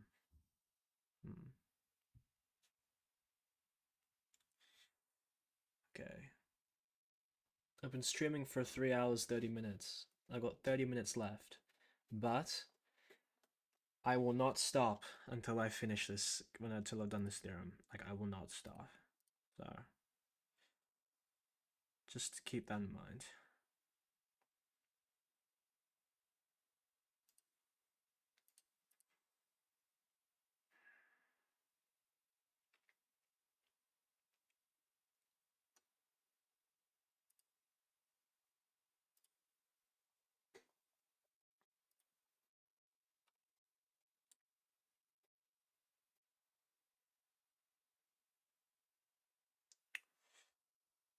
Um,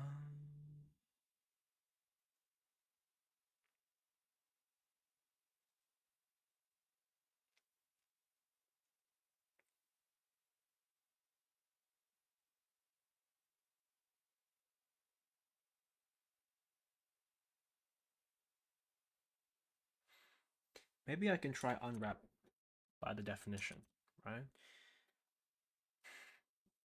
Maybe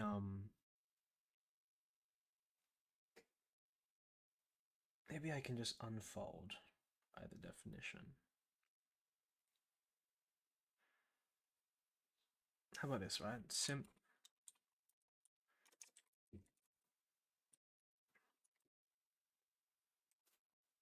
That doesn't prove it, of course.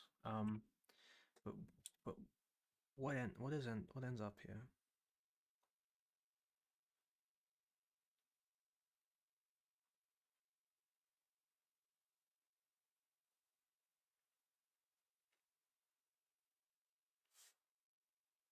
What is this? This is an and. So okay. On the left, oh, this is an and. Okay, this is like constructor. Okay, so on this side, this being true implies that that's true. This is exactly this, like fly, right? This is just this, right? I can rewrite with this. This is like I really want to get rid of this. This is like incredibly brittle. This like simp IN stuff is just incredibly brittle. So maybe it's not, but I guess here, right? I want to rewrite with this. Could not find. Why did it rewrite? This is just RFL or trivial. What do you mean? This is that implies that. This is true implies true.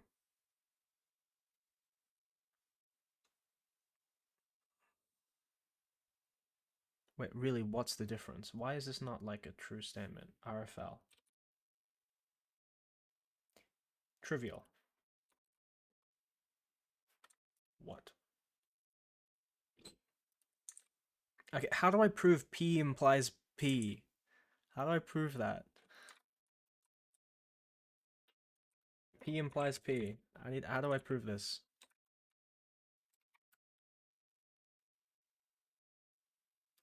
What? Okay,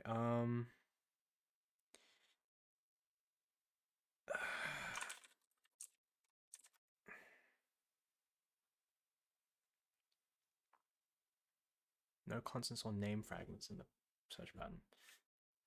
Oh, come on. Oh, come on. How P implies P.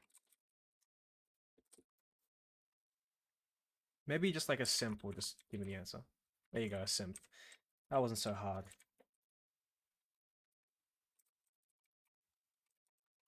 Okay. And then what about this one? This one. This one is saying, I think I'll put some documentation in, like this thing, like we get up to this, which is like, that's what we want. And then what's this one? So this one is,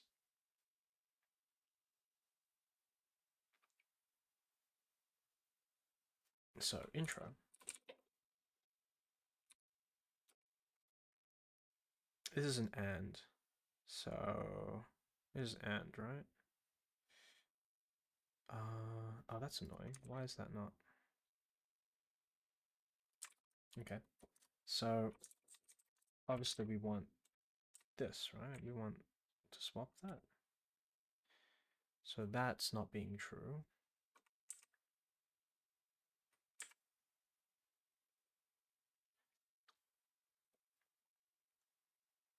This is constructor, this exact age, of course, and then this one is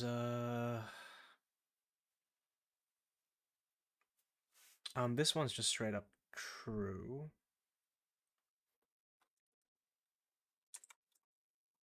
Rewrite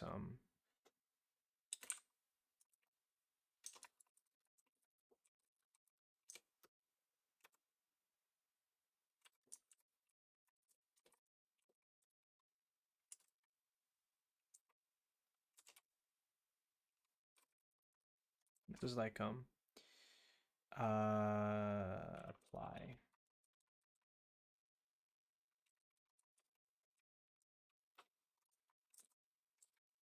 Or like, I don't know, fuck, okay, H2.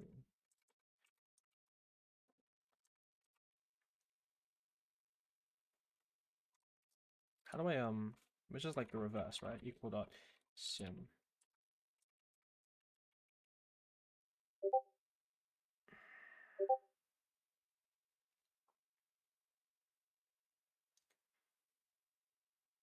Oh, I guess like ABC. Okay, this is an extremely disgusting and brittle proof. This, like, this proof fucking sucks. Why? Because of this. This is, like, brittle. That's, like, just the most brittle fucking thing in the world. Okay, well, I mean, what leads me is to do this. So, I mean, I can just do this. So, um, and if I do it quickly, I might end stream early.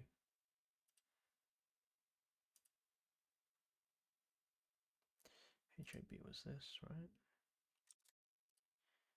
Yeah, so I want to HBC. Maybe I can just like copy this. And then like intro.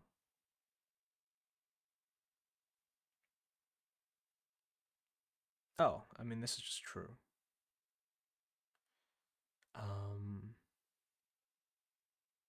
Oh, I mean, is this true? We already have this as HBC.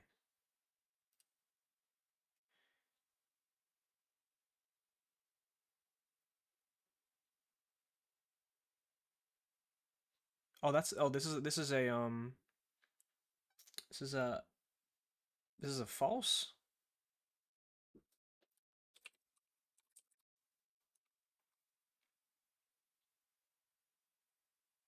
I mean, like, is that the right thing to do? Like, cause if you look here, right, like intro, HBC tac, right? That's like an obvious contradiction. That's just like an obvious contradiction. Like if you just like rewrite bit vec dot s add overflow com. Okay, they don't have this defined. Give me a moment.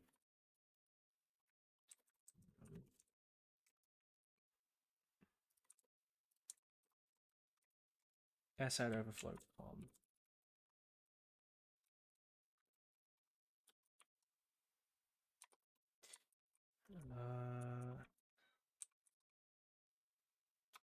This is calm, so it's just like this, right?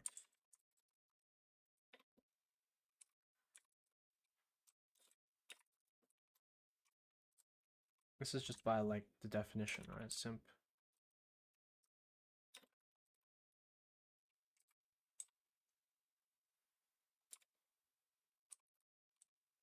Or something. I don't know. Grind. Thank you. Yeah.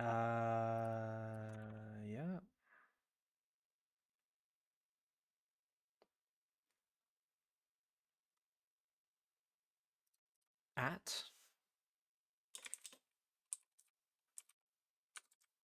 And oh,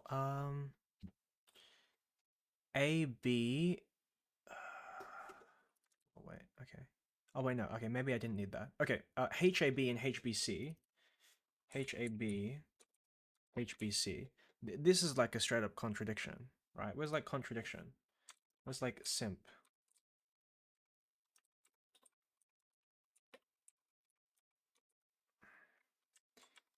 HBC, HBC. This is like a contradiction.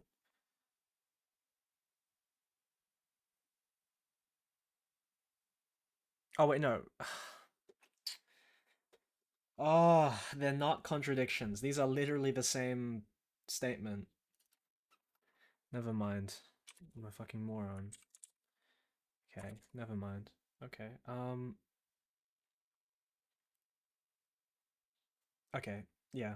Okay, this can be proved. Fuck. Yeah, sorry. I think I'm having like brain fog or something. I don't know. This is like equivalent to the above. So, I mean, when you get to here, right? It's just the same. Like A plus B, no overflow implies that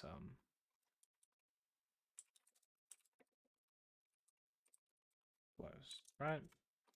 These just imply that. This is true because we did a similar proof.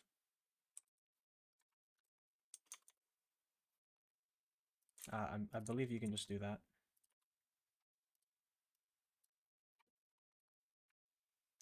Right? What are they asking for? What is this asking for? HAB.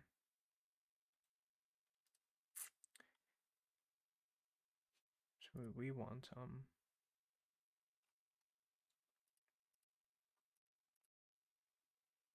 this is like the other way around, right? Oh, we can do s at overflow com. Yes. Right.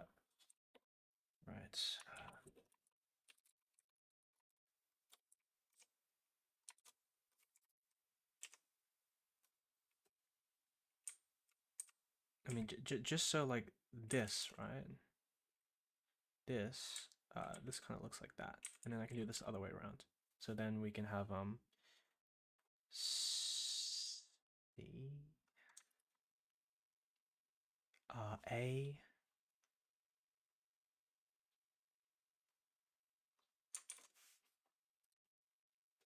We want AC. Shit, we don't have AC. Okay, and then we want like bitvac add com. Okay, then we just want the reverse of all of these. So we want how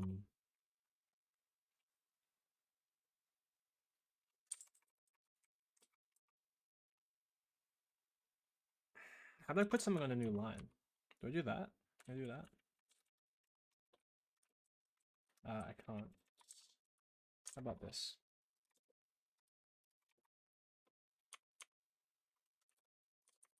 It's gonna get ugly, but whatever. So we want the reverse. We want s at overflow com. Actually, no, never mind. Okay, so we want basically what we end up is this, right? What we end up is this. We want we basically want HCB, HBA. right? So just have HCB is really just the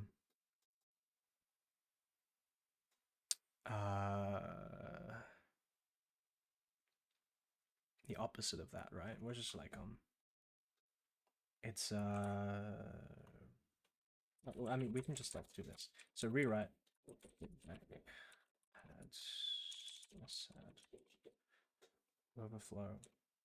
I mean, is there a simpler way to get at that?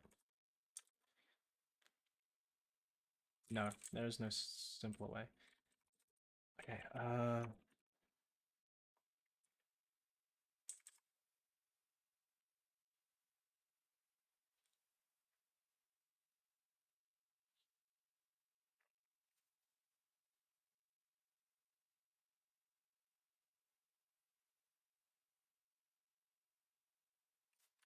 so this implies some.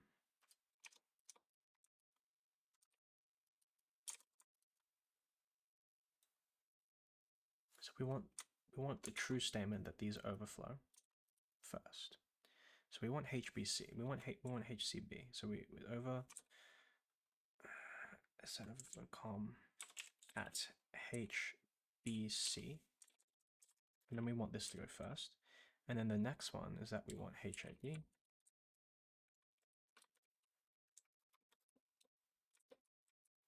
Right, so then we have HCB, HBA.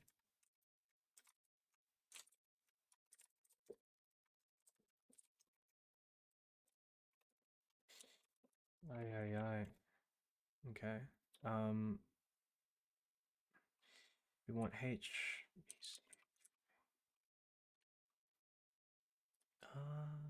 No, what is this? What is this? Okay, we want this other one. H said. Is that it? Did I do it? I think that's it. I think I did it.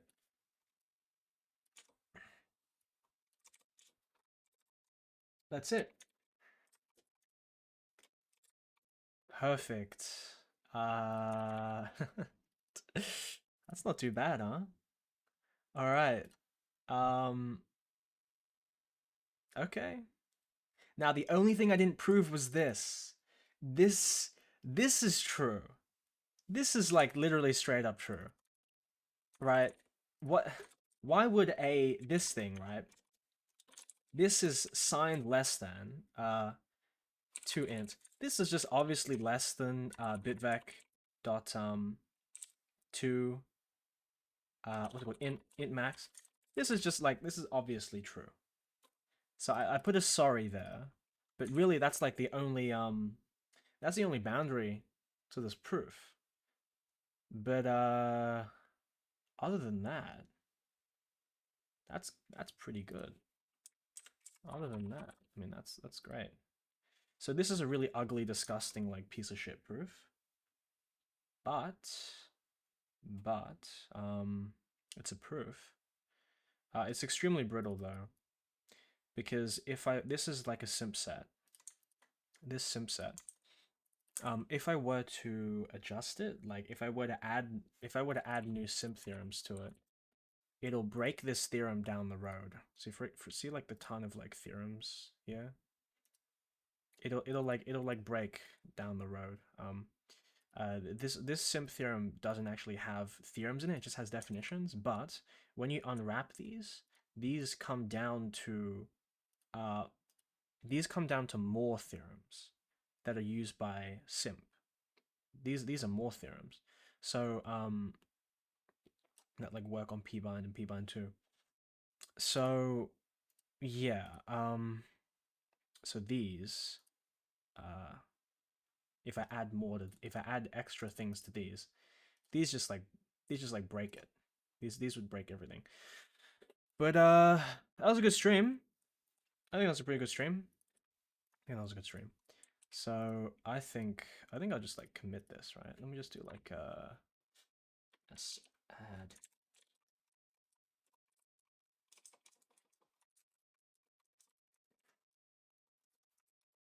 add no sign wrap a sock. Yeah. You know what? I think this is like not bad. So I'll do a commit, right? Theorems. What stream number is this?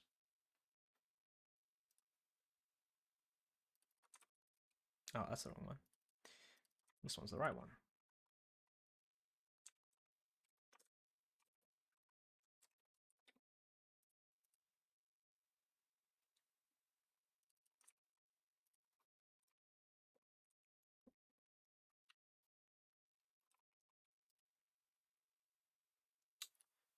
All right. Pretty good. Pretty good. Hmm. I really like, okay, this is like a different branch. Okay, I'm just gonna push on this branch. All right.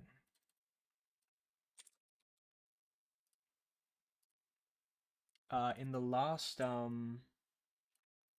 I guess like 8 minutes, I'm gonna update this. I'm gonna update this. Update this thing.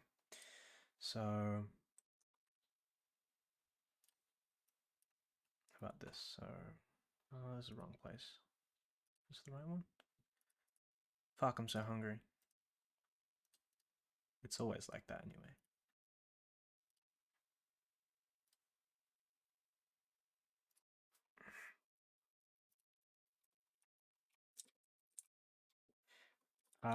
Actual.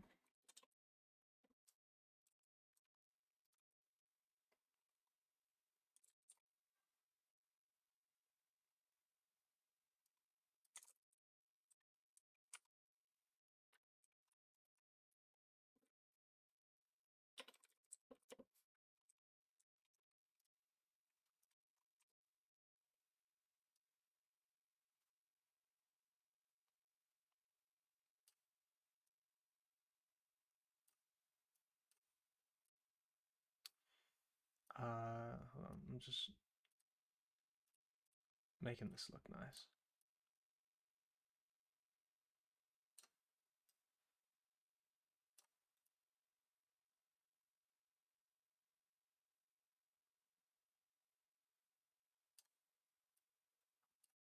Yeah.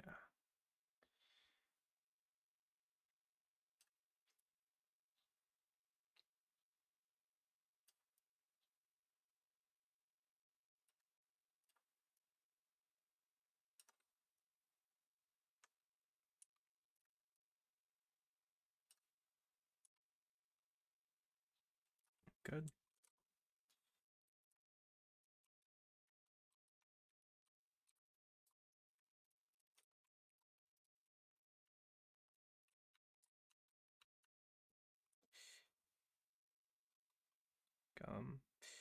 Which is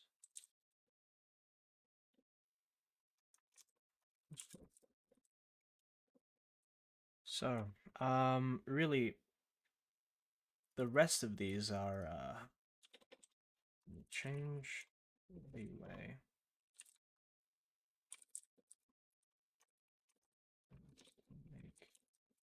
I want to make the proof of this.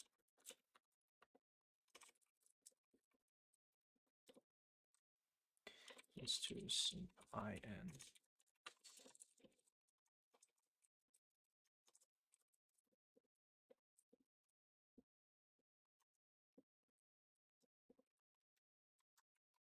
Pretty good. Not a bad stream.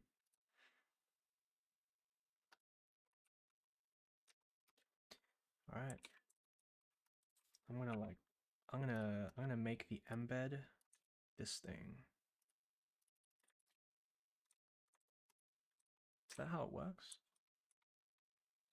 I think. Right. Anyway, I'm gonna push this. See sync.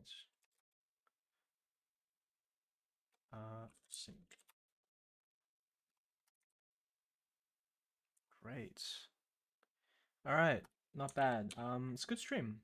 It's a good stream. All right, I'm gonna close off. All right. Thanks everyone. Thanks for coming. Thanks for watching. I'm gonna hang up the stream now. All right. Bye bye.